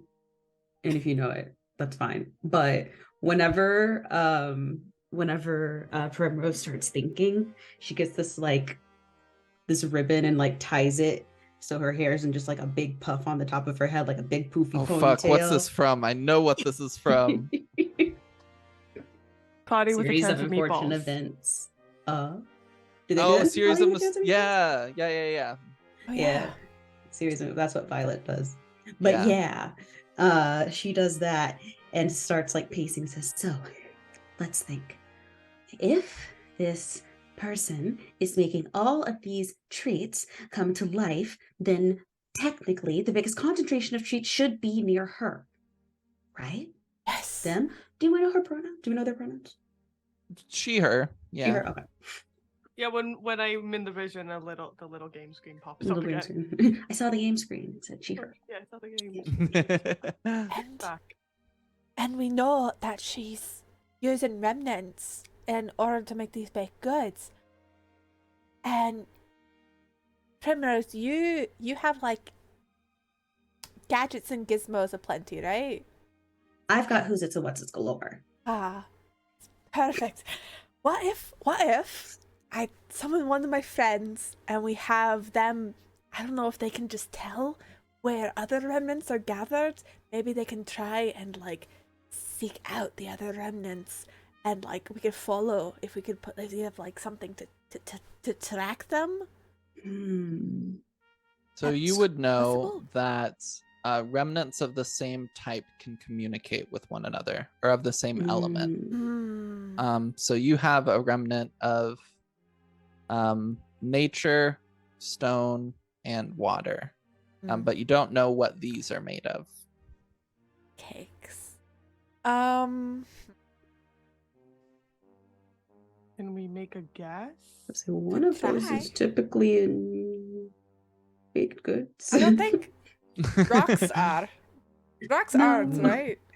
No, not typically. No. Okay. No. That's why I the don't rock think cake so. didn't go over well. Okay, I don't. Water. Water makes sense to me. Yes, I could see. Wait, did you say fire? I don't have fire. I just Oh, have fire. nature. Oh. And I could see fire Oh. because baked. Fire. no fire for Well, me. it's worth a shot with the water, if nothing else. Wait. What? When the remnant falls apart, what you use to create them, is it still found in the remnant? 'Cause Um, Can I stuff my hand in this pie? Root around in it and see if it's there? they regenerate over time, but they once they're like defeated, they disappear for a bit. Can we like, I don't know, figure out what type of remnant it was? Okay, give me a mind check. Okay. This is gonna be a DC 8. Oh no, I don't think. Ugh. That's a 5. That's a no. Okay, yeah. Root You hand can't figure it pie. out. Wait, when you say DC8, do you mean we roll? A D8. Yeah. Or we A roll D8, yeah. Could I try we're- as well? I'm gonna leave it with just Susan since they study conjuration magic.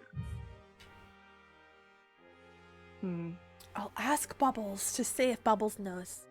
I think they are our last shot right now. And I will muffin ball out Bubbles. Okay. Bubbles pops out of the master muffin ball. And go ahead and deduct the cost of summon from your ME. And they kind of like scoot close to the Piter and like seem to sniff a little bit, and then they shake their head. Oh, that's okay, Bubbles. I'll like gently pat it on its little bubble head. That's a dead end. Is You there? could just go around town a little bit. I was gonna say, is there? Good. Is there, like- No, we gotta do this Look, another way. Is there witch social media? Witchy media? Yeah, is there witchy media?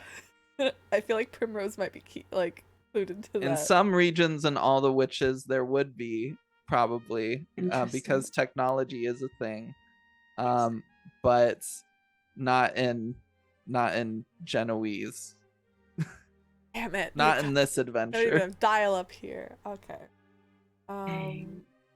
You pull up Before Witcher and swipe right on all the hot local witches in your area. yeah.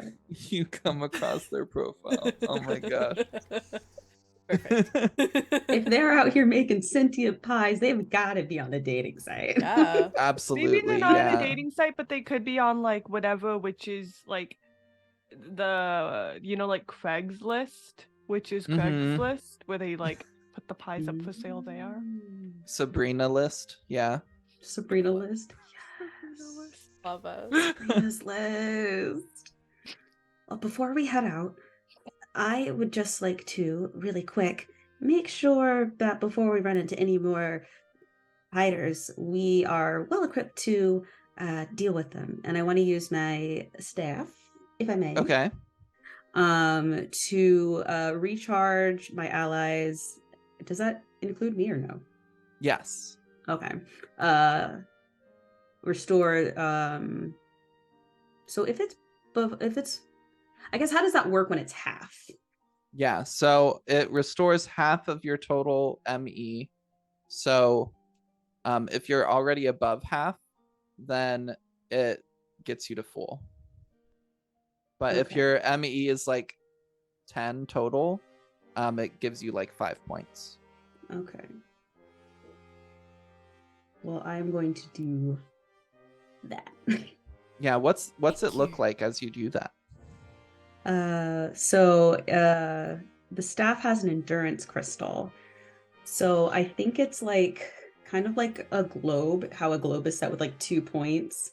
And there's this like ball in the middle, and she spins it, and as it starts like spinning, it lights up. And this just like you know how like sound waves look in movies? It's like that, but it's like light. And it that light restores everyone. Nice. Perfect. Incredible. Thank you. You're Figured we all should be prepared. restored. I also think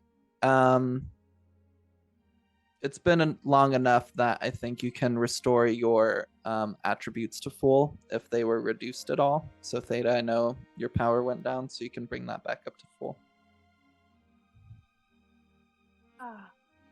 Infinite power. Infinite 3 power. Woohoo. Infinite 3 power. All right, shall we I guess- Three, that's what it is. try to hunt for the concentration of baked goods? Yeah. Let's do it. Okay.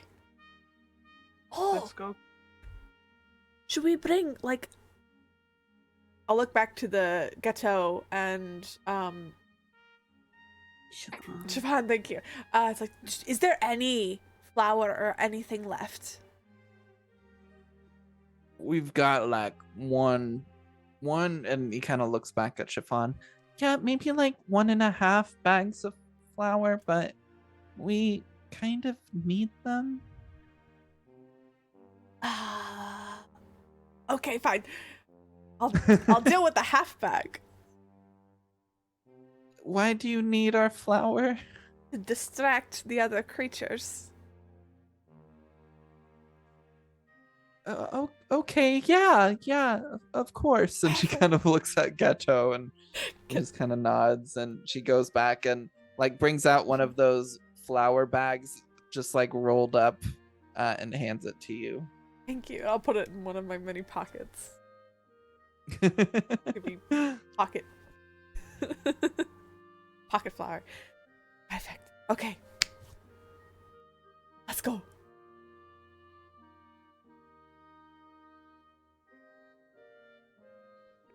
All right, Yeah, we'll so just, you like, all start running through the town. You see just kind of wreckage everywhere. There are broken windows. There's a fire that's just been put out in like the hotel.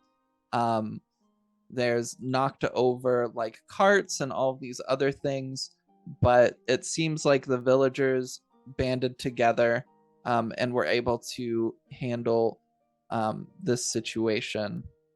There's one person in particular. He's a bit older, but he's very stocky and well built, and he has like a rapier. Seems very much kind of like the ex-adventurer type, and he has kind of like a few what look like eclairs around him, with like cream kind of like bursting out of them in defeat. And that's one of the monsters. I'm not making that up. It's an eclair. I And didn't say anything. you know, a long eclair with cream. Sorry. And as you're moving through the town, and as you get to kind of the town square, you hear a voice crying out for help. Help me! Help! Oh gosh, they're taking me away! Oh, help me! Someone in danger. I must. Runs Well, directly perhaps- towards it. Runs to the danger. Does not think. Yep. Just I'm run. gonna follow after them. In my head, I'm thinking that's a suspiciously high-pitched voice. That sounds like I can only do so much, Theta. That sounds like the gingerbread man from Shrek, and I don't trust the gingerbread man from Shrek. Fair. That's fair. Does Shrek exist in this universe? I don't know, but I'm choosing to believe it does. Shrek does, 100%. Yeah, so I watched that movie, and Leopold is thinking, this sounds like the gingerbread man from Shrek. I don't like that. We have movies. Yeah, apparently. Not my gumdrop buttons. Got to save the gingerbread. Do I still have bubbles? Yeah. Oh, sweet. Bubbles is still there if you want Bubbles Oh, to still be 100%. there. Oh, bubbles. Okay, cool. So you hurry through some alleys between these bright colored houses. And as you get closer and closer to this voice, you see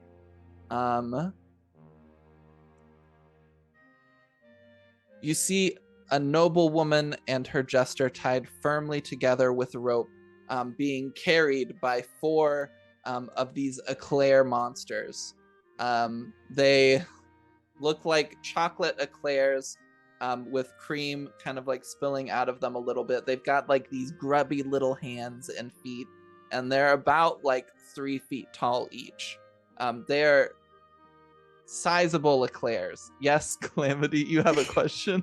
I promise it's a legitimate question. I'm just curious. Do they yeah. walk on all 4s like dogs, or is it No. like 2 legs and They've then got like 2 little legs. hands? I'm gonna So post a Eclair going picture. They're on like- What gonna I'm now post a- imagining is like the soldier, like the eclairs. Oh yeah. Yeah, I'm gonna I'm now post a thinking- picture in our Discord chat, I'm honestly just so you thinking can of get a good kind of idea.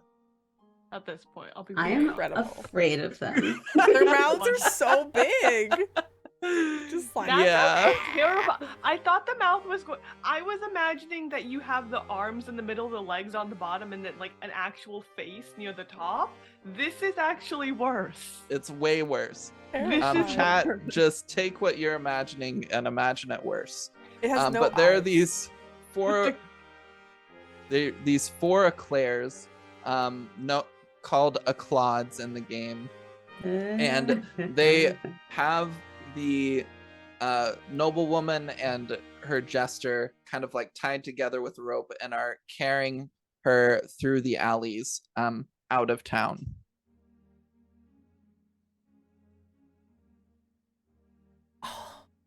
What's your name? I am the Countess of the place. Get to I am the Countess Jacond of Crowhaven. Please rescue me. Oh, is it the one that we're looking for? Yeah. Oh. No, that's okay. Does she look like the one that you saw in your vision, Leopold? Yeah, she does. Why is she being kidnapped by her own eclair? Our own invention has overtaken her. Piper, you have a skill in insight, right? I do. Give me an insight check. So this is going to be a soul-based check. Okay. You have a skill in insight, so you have a +1 to your success Okay, range for this. awesome. It's going to be a D6 check. Okay, so I have to have a 3 or lower. That's a 3. Nope, that's a 5. That's a 5. Oh no. Yeah, you're not sure why that she's being kidnapped by her own creations. Why are you being kidnapped by your own creations? I have no idea what you mean. Please rescue me. Didn't you make them? No. Does she seem like she's lying? Is that a lie? Of course not. How do I believe you? The Mistress Jacond would never lie. She is but a noble woman of truth and deed. Who the hell are you? My name is Le Chou. Right. I am the humble butler and jester, and I too am tied up. Please Wait, rescue butler us. and jester? You've got 2. Are you Yes. paid appropriately? I am should only paid have to do a one of those. I am paid a livable wage. Thank you for asking. With Please benefits. rescue us. Benefits, though. I guess. I have dental but not health care. What? Okay, now we gotta take the countess down. Take her down. Rescue the jester.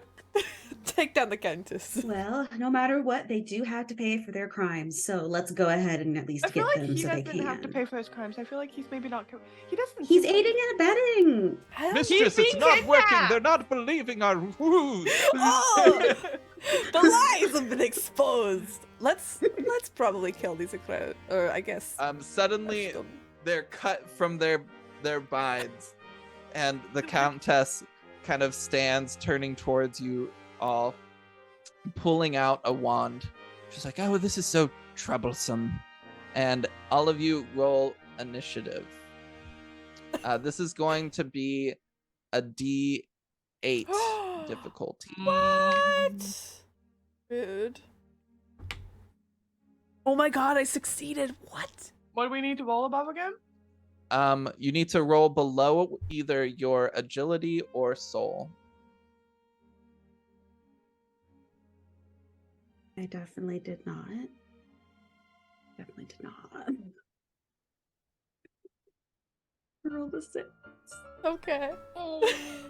Okay, it's okay. I rolled a 1. That means I get to watch what happens and then support. That's my job. It's cool. Yeah.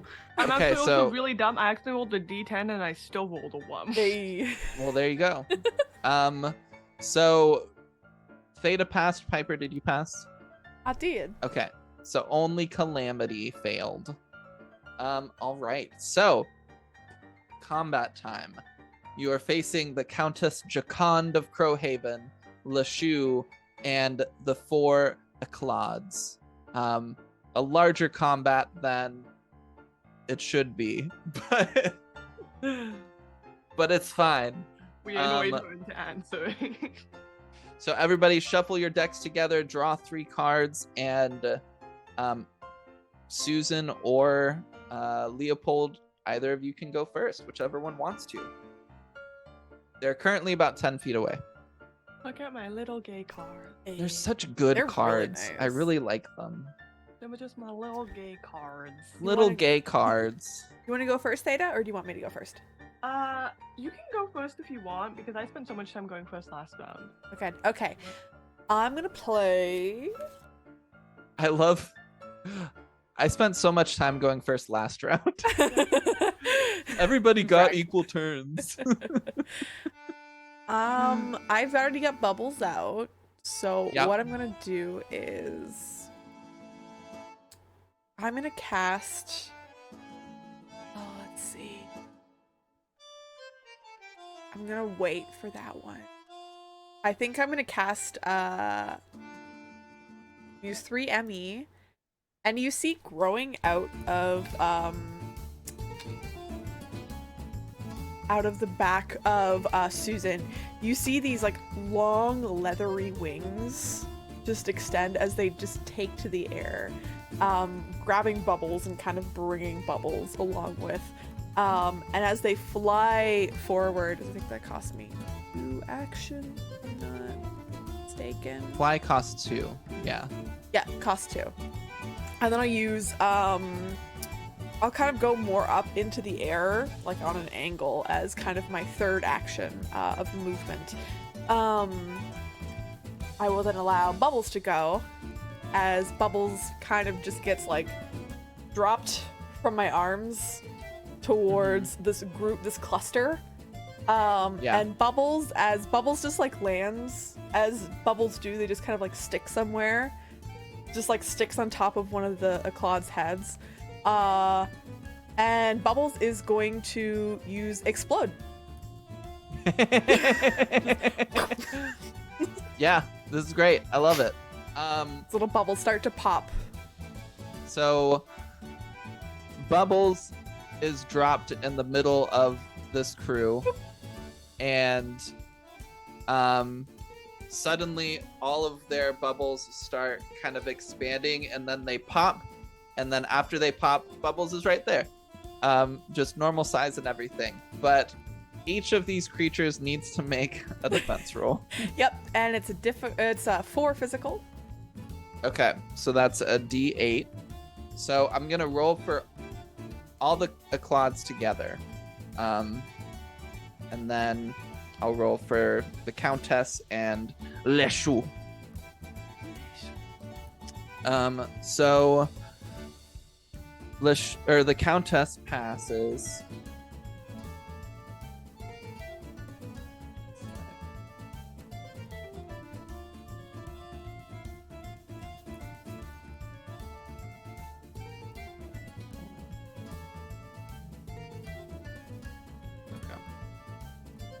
Countess passes, Leshu passes, the Eclods fail.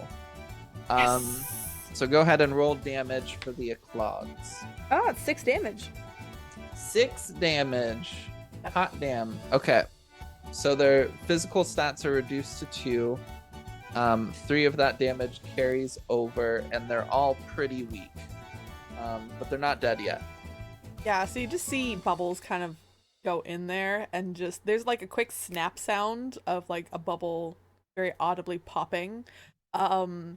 And it's almost like this like sound of shockwave just I would say shakes through the group of them, as Bubbles just appears again in the center, just fine, just hovering there.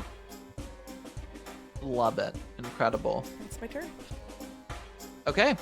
So next up is Leopold. You are muted. Yes. Yes, I am. I was. Leopold, do I have to like run to get to the They're about 10 feet away. So yeah, one action will get you to them. Okay, I'll use up one action to get to them. And what card are you playing? I'm gonna play this one. It's a 4. A 4? Nice. Yeah. Looking at these things, let's see. Okay, I only can use up 3 actions for this, really. So I'm going to use up my damage. I'm just gonna attack. Leopold's Attack. just gonna run forward and do what he does best. Stab things. Okay, what are you stabbing? Are you stabbing one of the Eclods or the Countess or Leshu? I don't know which one is more dangerous, the Countess or the Jester Butler dude. Great question. Also, as a quick note, I just read, because I have the ability Special Connection, Bubbles does an extra point of damage to all those Eclods. Oh, nice. Yeah. They're all very weak then. Yeah. Really quick, I'll go for the Countess. My first question, however, is for enhanced attack, it says focus. Has that fallen off of me? Or does it still go? No. Unless you cast another focus spell or deliberately choose to end it, then it stays on you. I have no other focus spells, so we're fine then, I guess. Okay, dope. Yeah, I'm just gonna attack the Countess then. Sounds great. D10? So, roll your d10, yeah. That's a 1. A 1. So you go, describe as you're attacking what happens that something goes wrong and you miss your attack. Shit.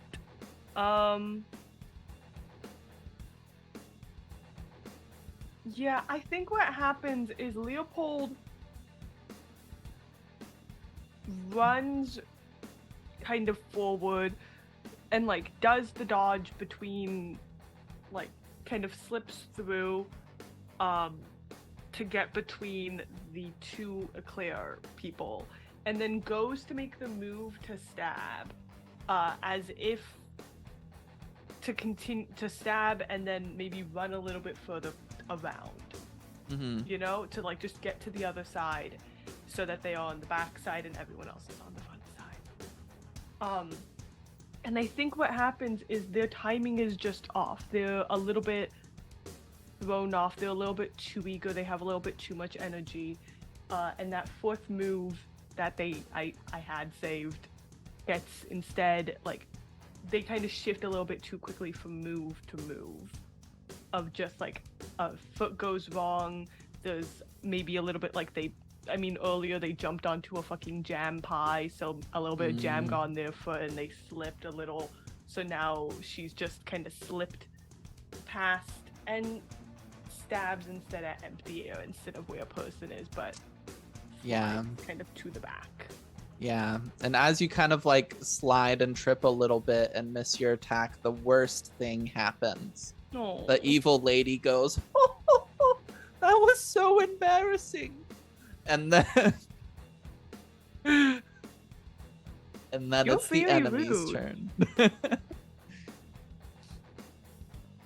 So okay, we've got 4 Eclods. We're gonna deal with those real quick. Bubbles did a lot of damage to these Eclods, so Bubbles is getting attacked. Bubbles! So I've got to roll a d10 4 times.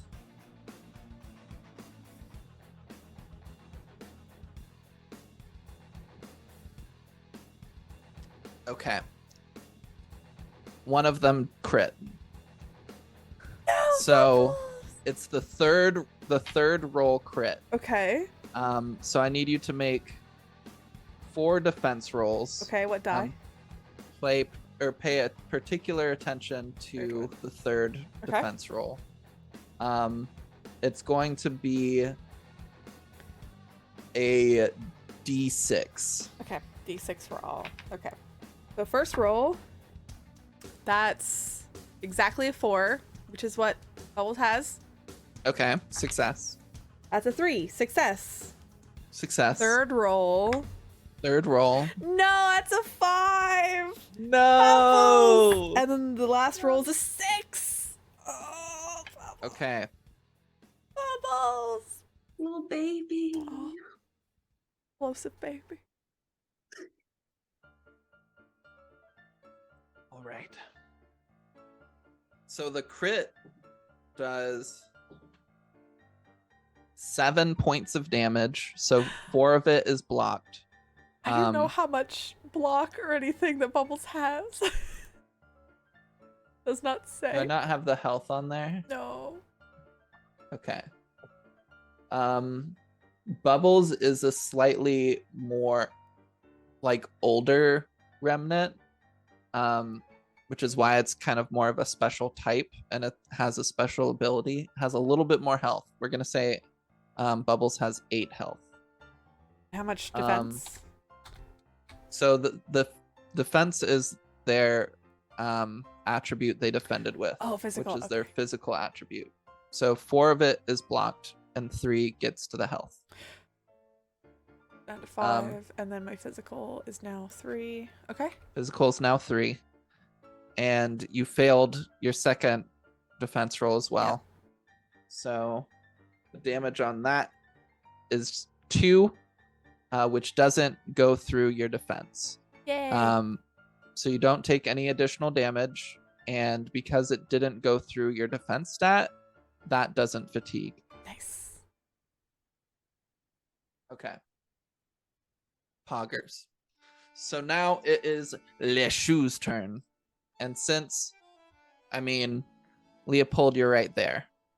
So Leshu is going to turn towards you, use an action to pull out some daggers.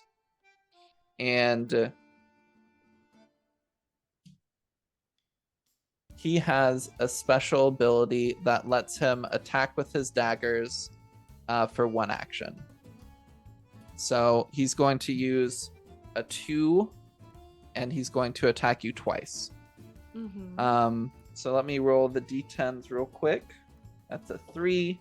That's an 8. So no criticals or anything. You're going to roll defense, and the difficulty is a d8. Mm-hmm. So for So the you can block with either your power or your agility, yeah. and then you want to roll under that. Mm-hmm. Okay. Wait, this is not my D. That's a D10. So, can I block one with agility and one with power, maybe? Yeah, absolutely. Both of these fail. I'm like looking at this really quickly.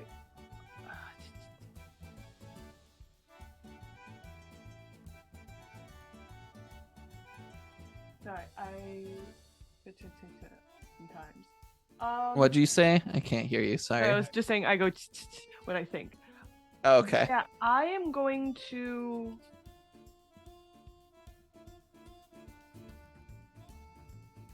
I would like to. So I failed on both of mine, Okay. but I would like to use an ability. Okay. Spell. Which ability? I have a verse which says if you're attacked and dealt damage, you can cast this as a reaction to negate the damage dealt, and it will Okay. cost me 2, and I have a 2 for next. Okay. turn. So, to explain things, so spells that are cast not on your turn, so reaction spells, what it is the action cost is taken out of your next turn. And so if you use a 2, that means you can use the reaction and everything, absolutely, but it means next turn you won't get to act because you played the 2 to use your reaction. If you played a 4 or something, then 2 of that is used for the reaction, and then you'll have 2 for your next turn. Yeah, I'm But- going to use it. I would suggest daggers don't do much damage, Oh, so your defense stats might just automatically block the damage. that's true.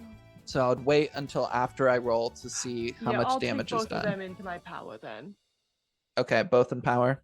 Cool. Yeah, and I failed both times, so let's see what happens. All right. So the first attack did 1 damage, doesn't get through. And the second attack did 3 damage, doesn't get through. Okay, So- that's fine. You totally blocked your Gucci. Gucci, Gucci, Gucci, goo. Okay, cool. Yay, no casting spell. And now it is the Countess Jacon's turn. And you were all being pretty rude to her. She's feeling hurt. Not really. But she sees somebody flying in the air away from where her claws can get to them and away from where LeShoe can get to them. And so she holds her wand up and shoots a hex blast at you. So Rude.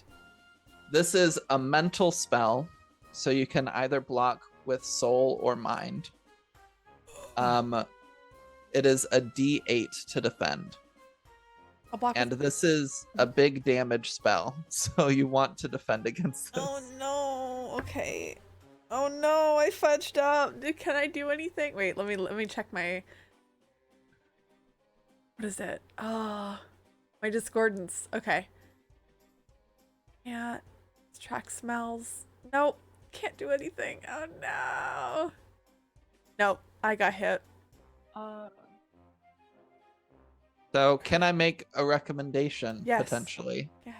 Theta, Yeah. you have an ability called Retell. Once Yeah. per day, when someone within 30 feet of you makes a roll, you can also roll and have them take the number you rolled instead of their own. I'll do it. Okay, Thank so you roll a d8 as well, and whatever you roll is what Piper gets. We're gonna go grab a different die for that because this die decided to be mean to me last turn. So that's a 4. No, unfortunately. That's Okay. What were you defending with? Mind. I have a And 3. 3? Okay. So Not quite. you're gonna take 2d6 points of damage. Oof. Oh no. Oh, I'm really So you tempted- take 8 points of damage. Oh. And So 3 of that is blocked. yep. And then your attribute goes down to 2. Yep. And then you take 5 points to your health. Oh, I have 1 hit point left. Oh no. So you all, Yes. Calamity and Theta, you see just like this concussive blast shoot out from the wand and like strike Susan in the air, and you see Susan recoil a little bit. They keep their wings flapping and are staying in the air, but you can tell that they are racked with pain. Ice, thank you so much for the raid. Hey, bud. You're the best. Eclairs, thank you. We're in a combat. Fighting eclairs. We've been combating. Yeah.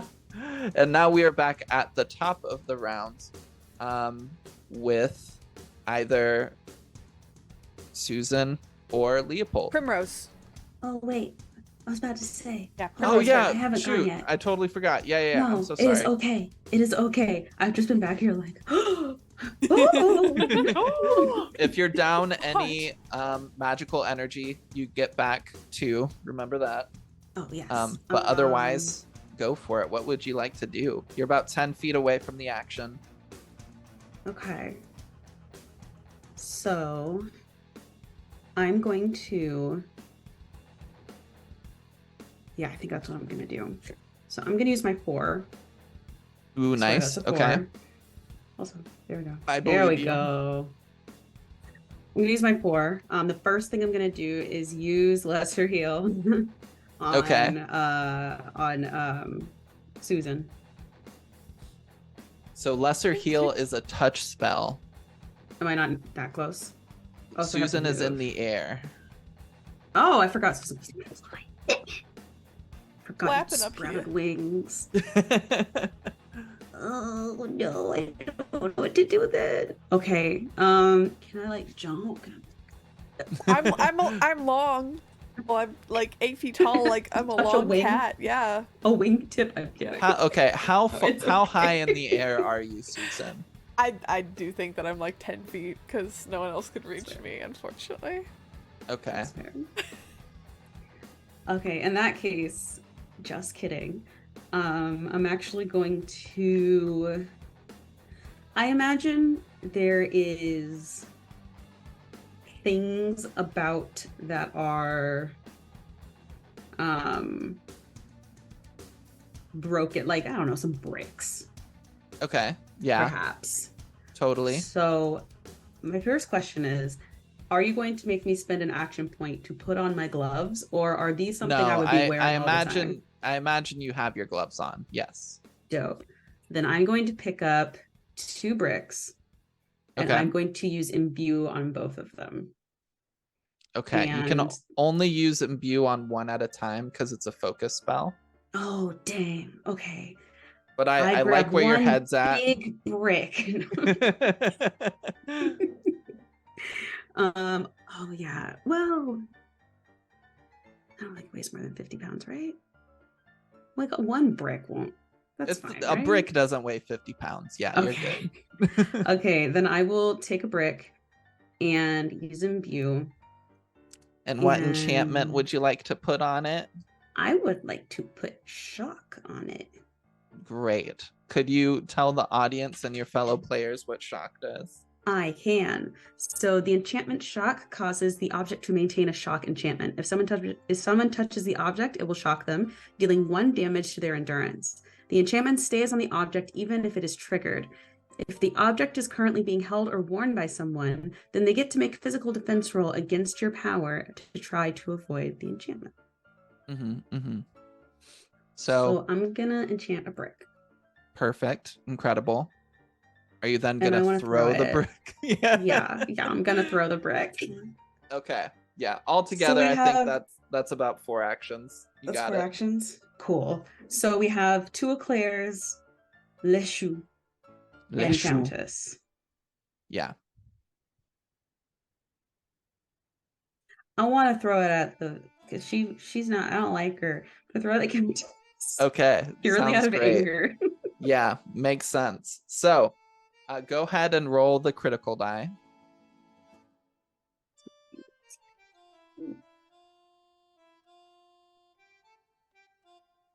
That's a 1. No. So you Oh no! throw this brick. Have you seen Spy Family? I have not yet. Oh darn. There's a scene where it's like she's playing dodgeball and there's Oh, this no. great buildup of like she's gonna do this really epic move and throw the dodgeball really hard, and then she just spikes it on the ground and it like bounces up in the air. This is And I little don't think it's Anya. like that dramatic. Yeah, this is Anya. And but I think you like go to throw it and something goes wrong. Maybe you trip on a loose pebble or something as That you're makes sense. kind of winding up, and it just scatters across the ground.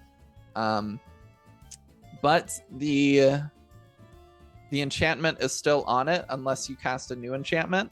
So if somebody runs and hits the brick or something, then it'll do damage. It will. I think in total that was actually just 3 actions though, so you have 1 more.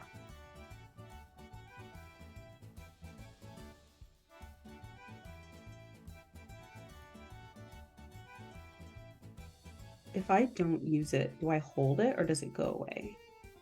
We'll say you can bank it, yeah, for a turn. Okay. Wait a second. Hold on. Oh, but that's 2 action. Dang it. Sorry. So I just remembered I have an ability that increases the range of all healing spells and auras by 10 feet. So I could have totally. Dang it. I could have totally reached Susan. It's fine. Dang. Next Okay. time. Next time. Dang Okay. it. So you gotta reach your abilities. I'm gonna hold on to it then. All right. Sounds good. So we are back at the top of the initiative. Susan or Leopold, who would like to go first?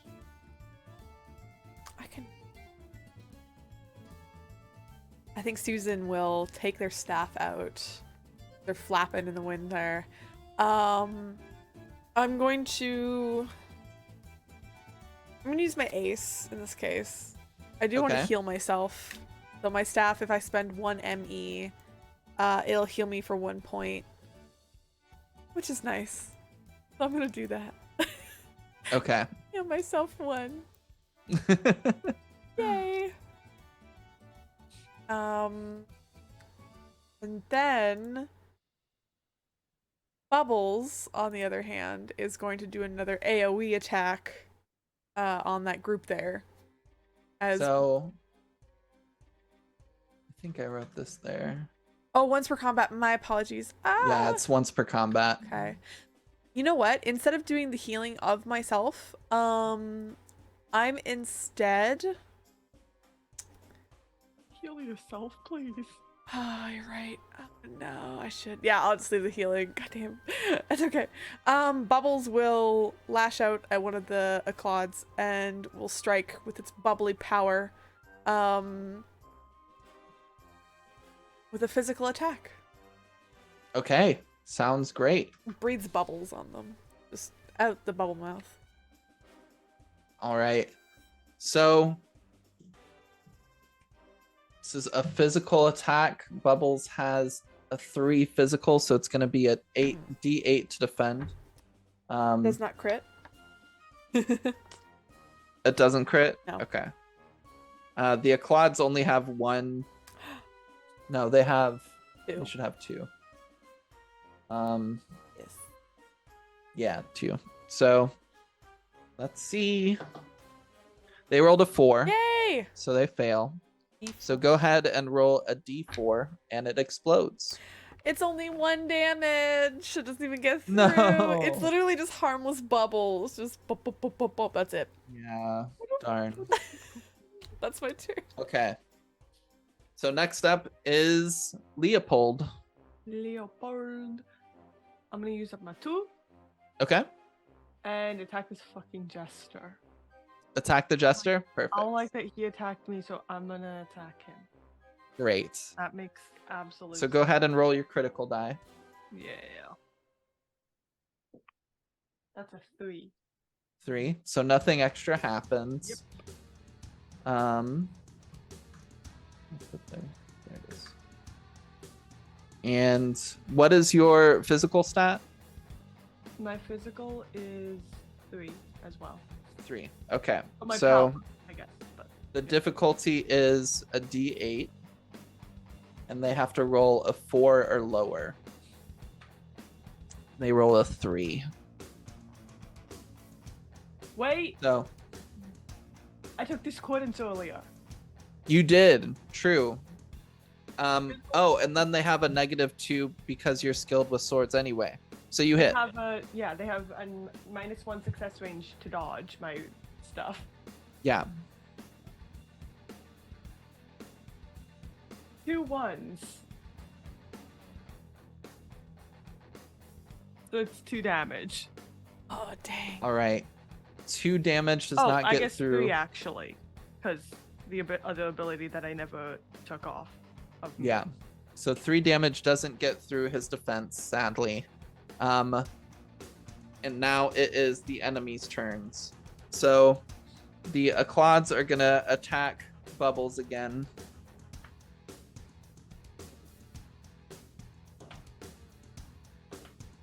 None of them crit. So go That's ahead good.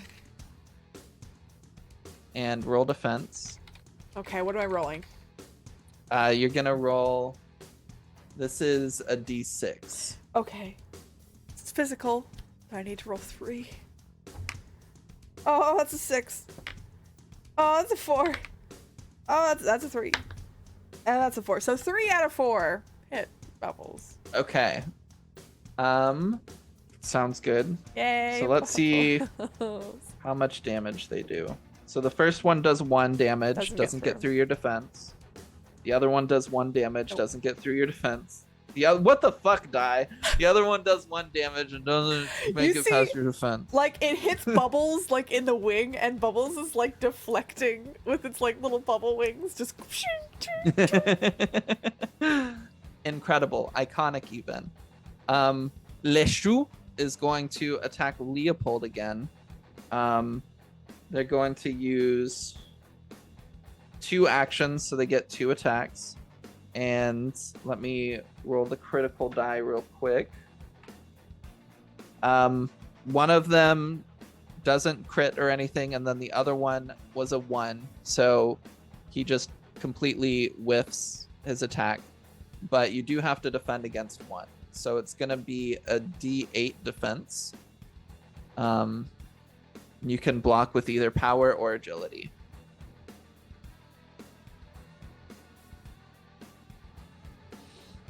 This is to you, Theta. Sorry, Yeah. Power. Okay.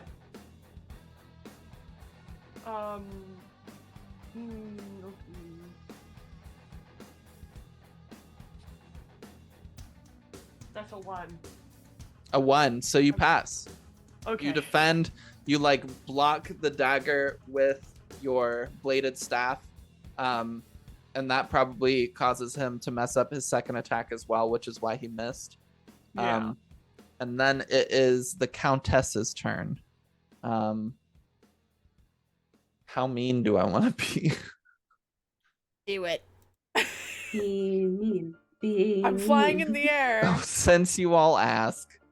Well, let's see actually what action card I get. Oh, I got 4.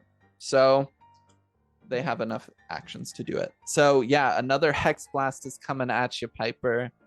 It is a D8 to defend. Okay, D8.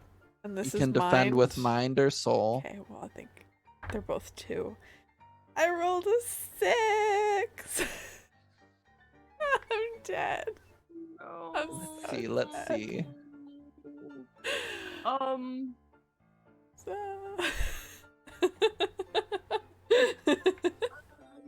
No. R.I.P. Susan.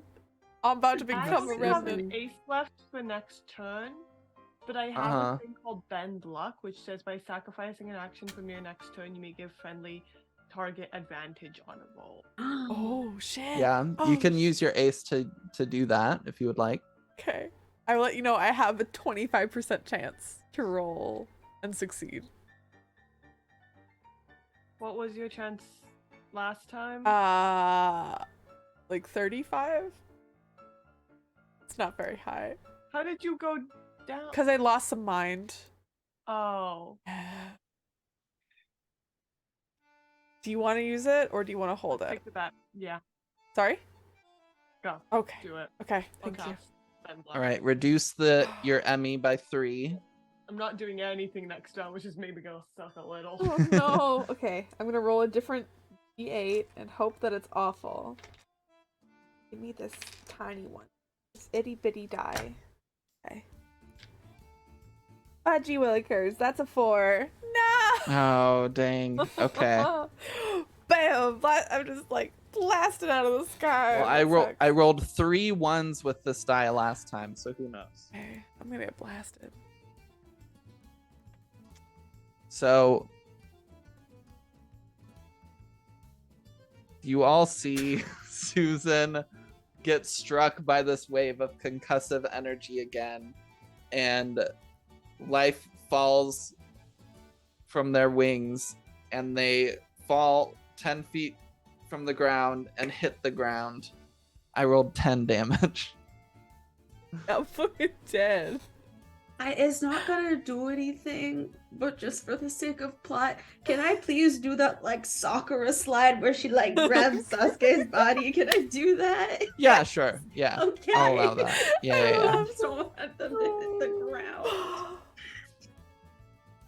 Okay, so Piper, Yes. we're gonna explore a death mechanic for you. Yay, death! So in all the witches, if your health reaches 0, you're knocked out. But if the hit was strong enough, or you were attacked again after being knocked out, you enter a dying state. And so if you aren't healed or anything by your next turn, which I have a feeling you're gonna get healed, we'll explore that mechanic with you. But I think you're gonna get healed. I have a feeling. Does anything happen to Bubbles? Bubbles goes away. Oh. Melts. Yeah. Soap. Okay. So, that's the enemy's turn. It is now Calamity's turn. Right. What would you like to do? I would like to use my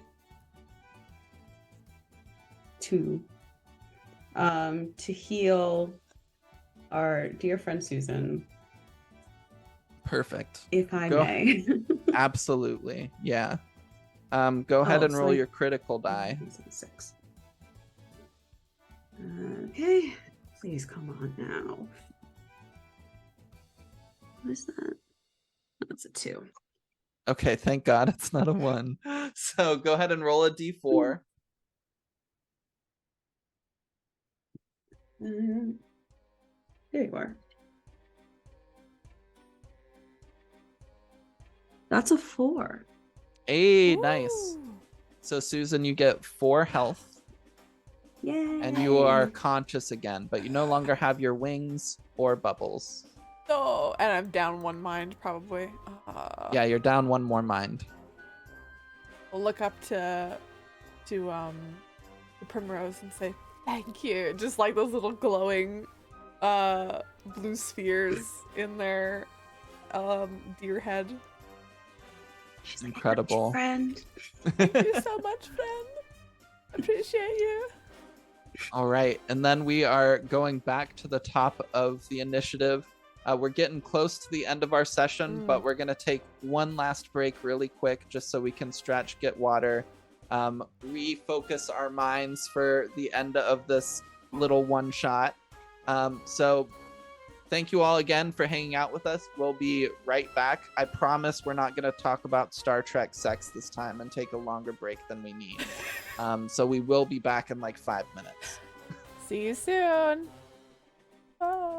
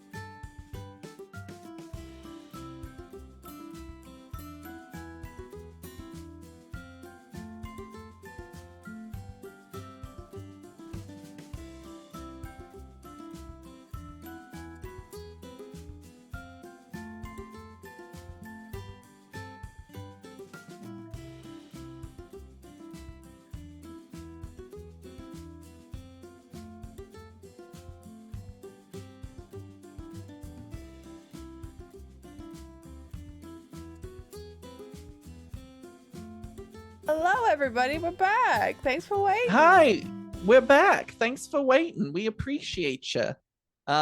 Cool, amazing, perfect. So, where we left off, Susan was just struck out of the air, knocked unconscious, fell to the ground.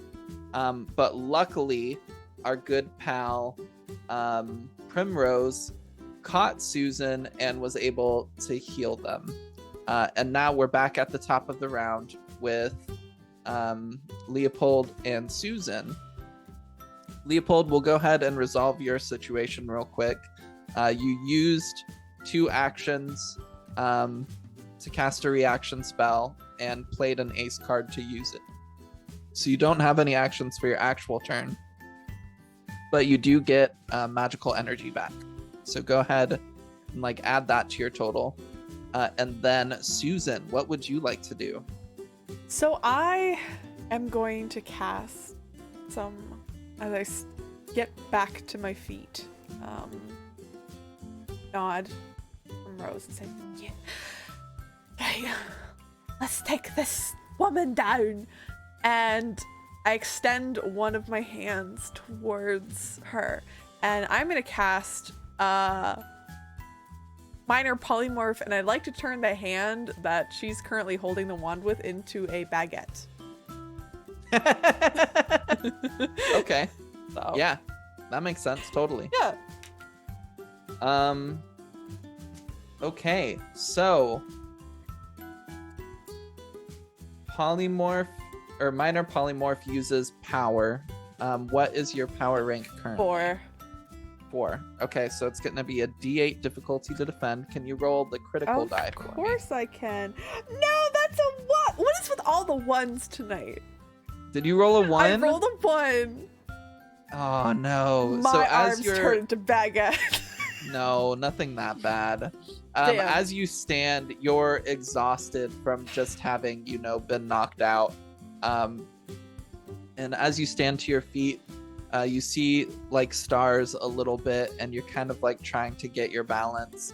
And you go to cast a spell, and you just can't muster the energy to cast it. You don't lose any of the magical energy it takes to cast, but it does not go off, tragically. My spells won't work. And what card did you play? A 2. A 2? Okay, so you don't have any other actions. Nope. And now it is the enemy's turns. With Bubbles now gone, since you were knocked unconscious, the Eclauds turn to everyone around them.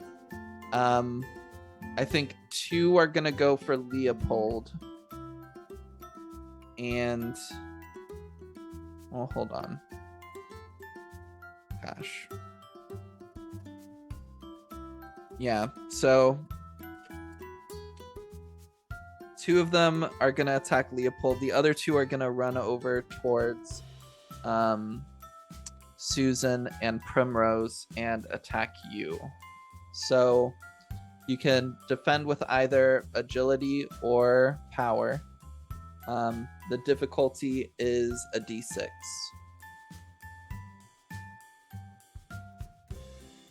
I will use agility. Okay. Oh, I gotta roll the critical die for each of these.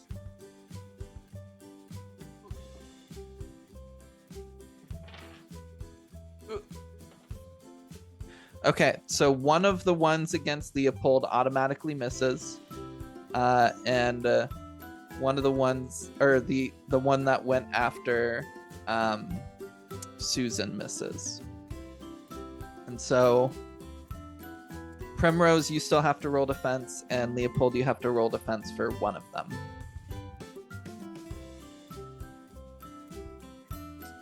Oh, this is the wrong music also. Yes, it is. I'm This is gonna not do battle music. agility. Poopy No, jam. I'm gonna do power. Power, okay. D8 or D6? D6 difficulty. I have a 50% chance. You got I this. won my 50% chance. That's Hey, yo, hell yeah. Wait, so we roll against, so we choose again, and that's what we roll against? Or sorry, we choose our You choose which attribute you want to defend attribute, with, yeah, and then you you have roll. to get it. Yeah. Did you roll already? I did. Did you get hit? Yeah. Okay. What did you defend with? Agility, which is a What- 3, and a I rolled 3. a 4. Oh darn. Okay. Well, they do a d6 of damage, so it might not get through your defense. They rolled a 6. So 3 of that is soaked, so you take 3 damage to your health. Ow. And then your agility goes from 3 to 2. Got it. Oof. And then Leshu is going to attack Leopold. They're going to use a 3 of Pentacles. Also, it's a cute little like doggies. What's 3 at 10? And he gets 3 attacks. So let me roll the critical die. Okay, he crit on one of them, and the other 2 are nothing. So he crit on the 3rd one. Only so has go- 1 hit. Yeah, go ahead and roll.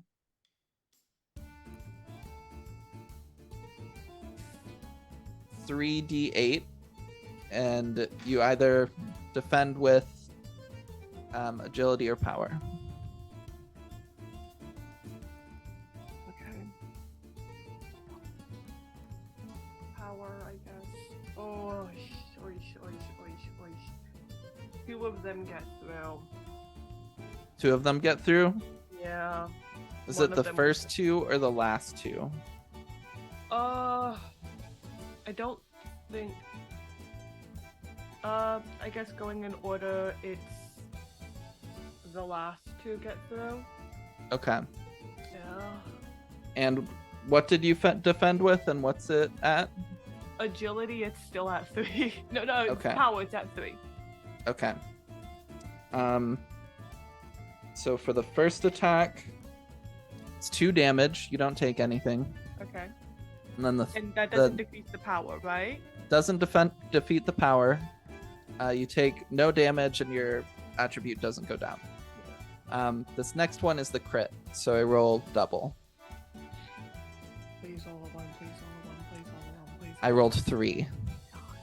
Wait, So no. Wait, no. you take no damage. Your attribute doesn't go down. Meat does not beat. Yeah. I was confused because you said 3. You rolled a 3, and I thought you said double.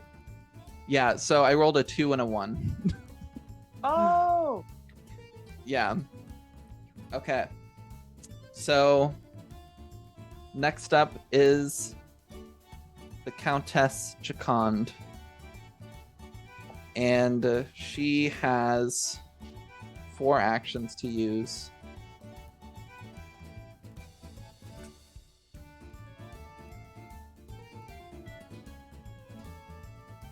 We're going to change things up a little bit. So, she points her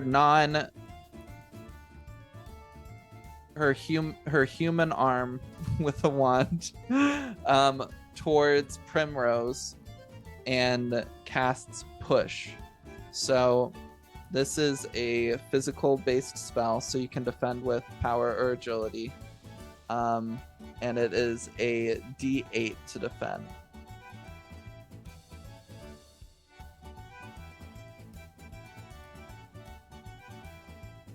Oh, I've got to roll my critical die. Sorry, I realized I didn't say which one, but it's because they're both 2 right now, so it doesn't really matter. Did you succeed or fail, Calamity? I failed. Ayo. What's your chance of success? I rolled a d8, and it was a So- 2. So you have a 25% chance of success. I'll use up 3 magical energy and toss away. I'll use one of my things next turn, so you can re-roll. Okay. I'm gonna use this. And what card are you using next turn? I'm gonna use a 3 so that I can attack 1, and since this is an action cost of 1, then it's going to be used up this turn. Like, Okay. Yeah. Sounds good. 1. It was a 5. Okay.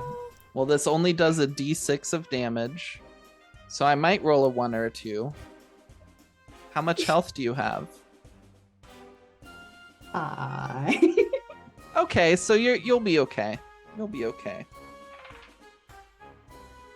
I rolled a 4. So 2 of that gets soaked, and 2 goes to your health.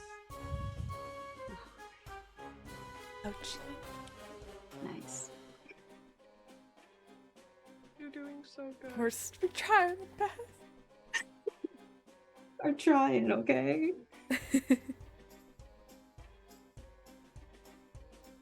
So now it is your turn, Primrose. Okay. I'm going to use my... Wait, I used that one. Right? Yeah, no, I used that one. So I have the 2 of Pentacles, and then I still have this 1. So do I, like, add that to it? The Yeah. banked one? Okay. Yeah. So that's a 3. I am going to... How close am I to... the Countess? You're about 10 feet away. No, because you moved to catch the falling Susan. We'll say you're just 5 feet away. Okay. In that case, I would like to use Imbue and cast it on her wand. Ooh, okay. So I want to use shock. okay. Perfect. So they get to make a defense roll. So Imbue uses power, if I remember right. Yes. What's your power? It's 2. It is 2. Okay, so it's gonna be a d6 roll. Countess Jacon's physical stat is 4. So she'll fail on a 5 or a 6.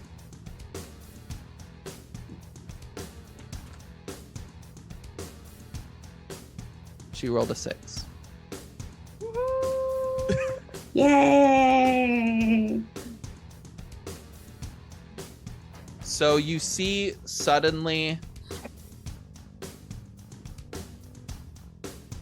you can see her arm kind of fling in pain. And I'm gonna ask you a question, Calamity. This is gonna do 1 damage directly to her to her health. She can power through the pain and keep taking damage every turn directly to her health. Yep. Or she could throw the wand away and make her spells less effective. She'll still be able to cast spells, but they'll be less effective. Which would you prefer?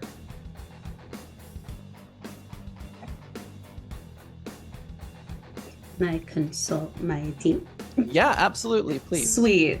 Which one do you think would work better? Because on one hand, I'm like, okay, like if she can't do as much damage to us, then that sounds great. But her taking an endurance every turn. What's endurance for? I think Health. maybe she's doing a lot of damage to us. Yeah. I think personally, I think throw the wand.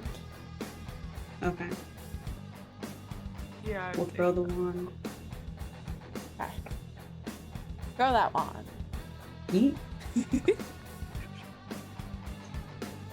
Okay, so she throws the wand back and it kind of flies behind her as she shouts out, "Ouch!"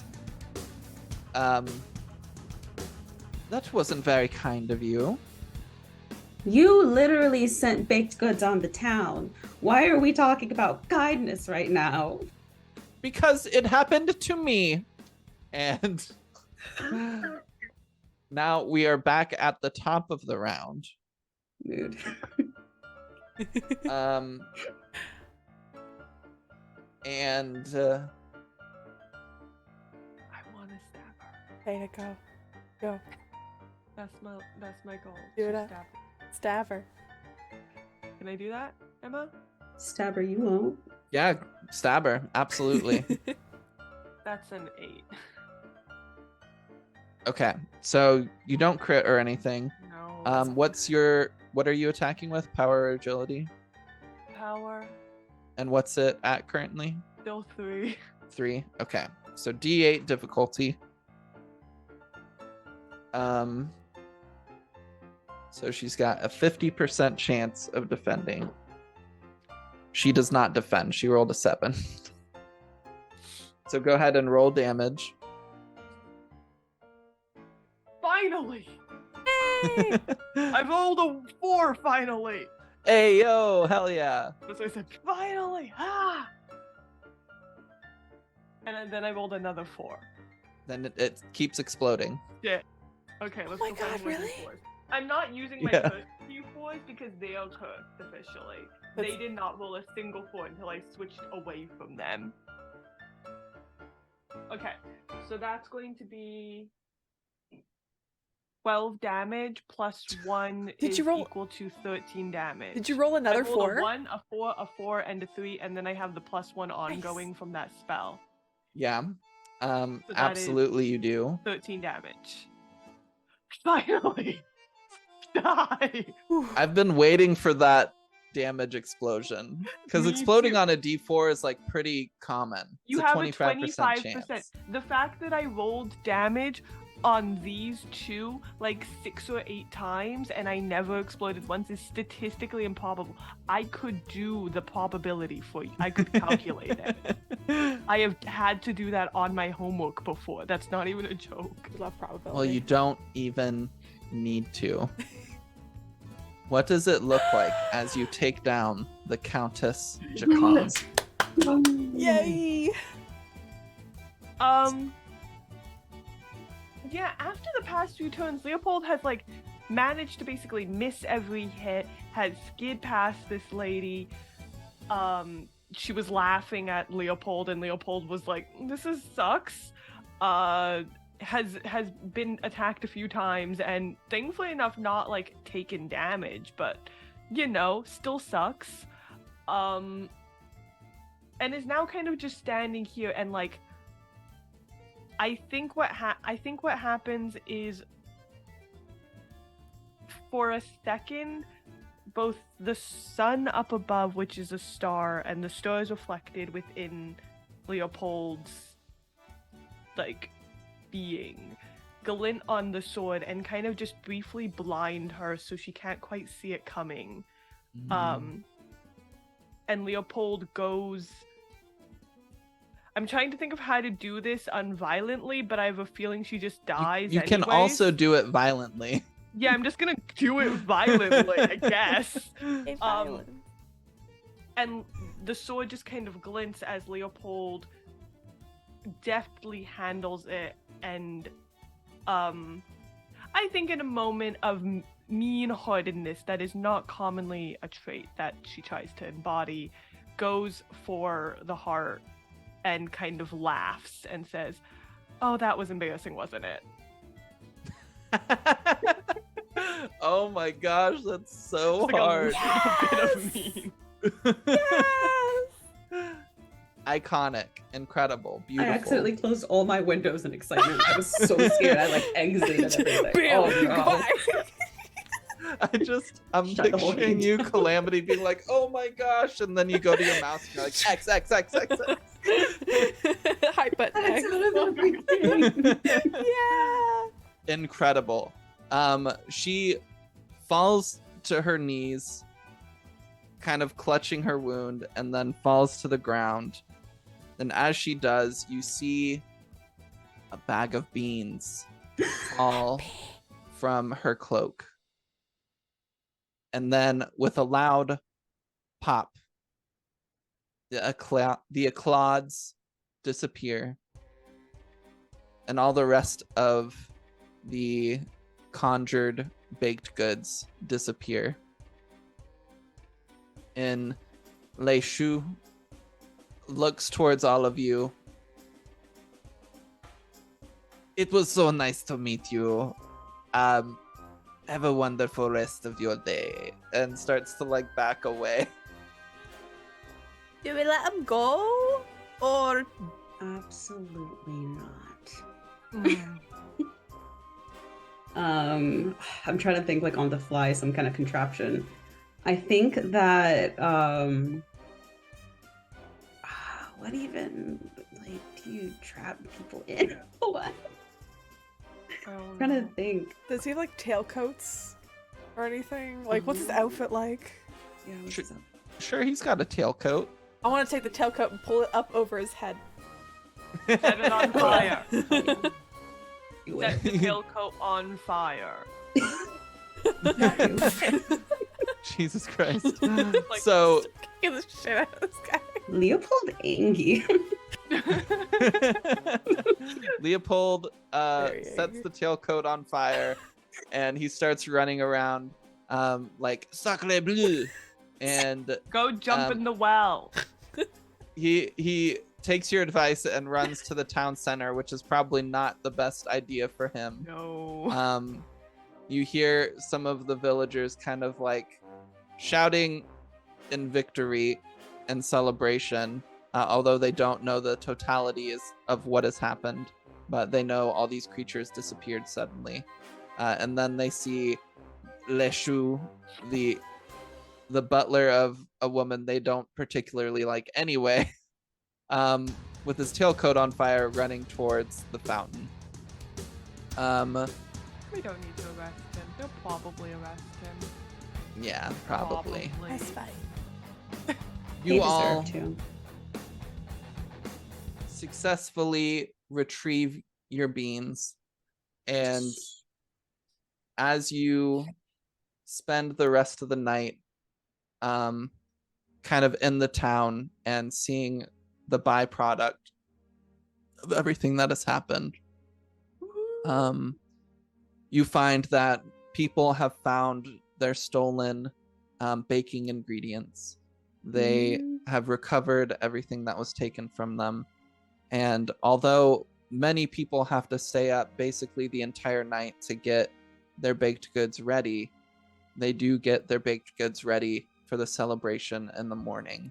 The town is kind of filled with these brightly colored cakes and like pies and various baked goods, none of which are alive. And suddenly, in the center of the town, as you're all kind of wandering, looking, out of almost nowhere, the central fountain of the town square seems to turn. Huh? In the place of kind of the clay fountain that like shot water out, suddenly a large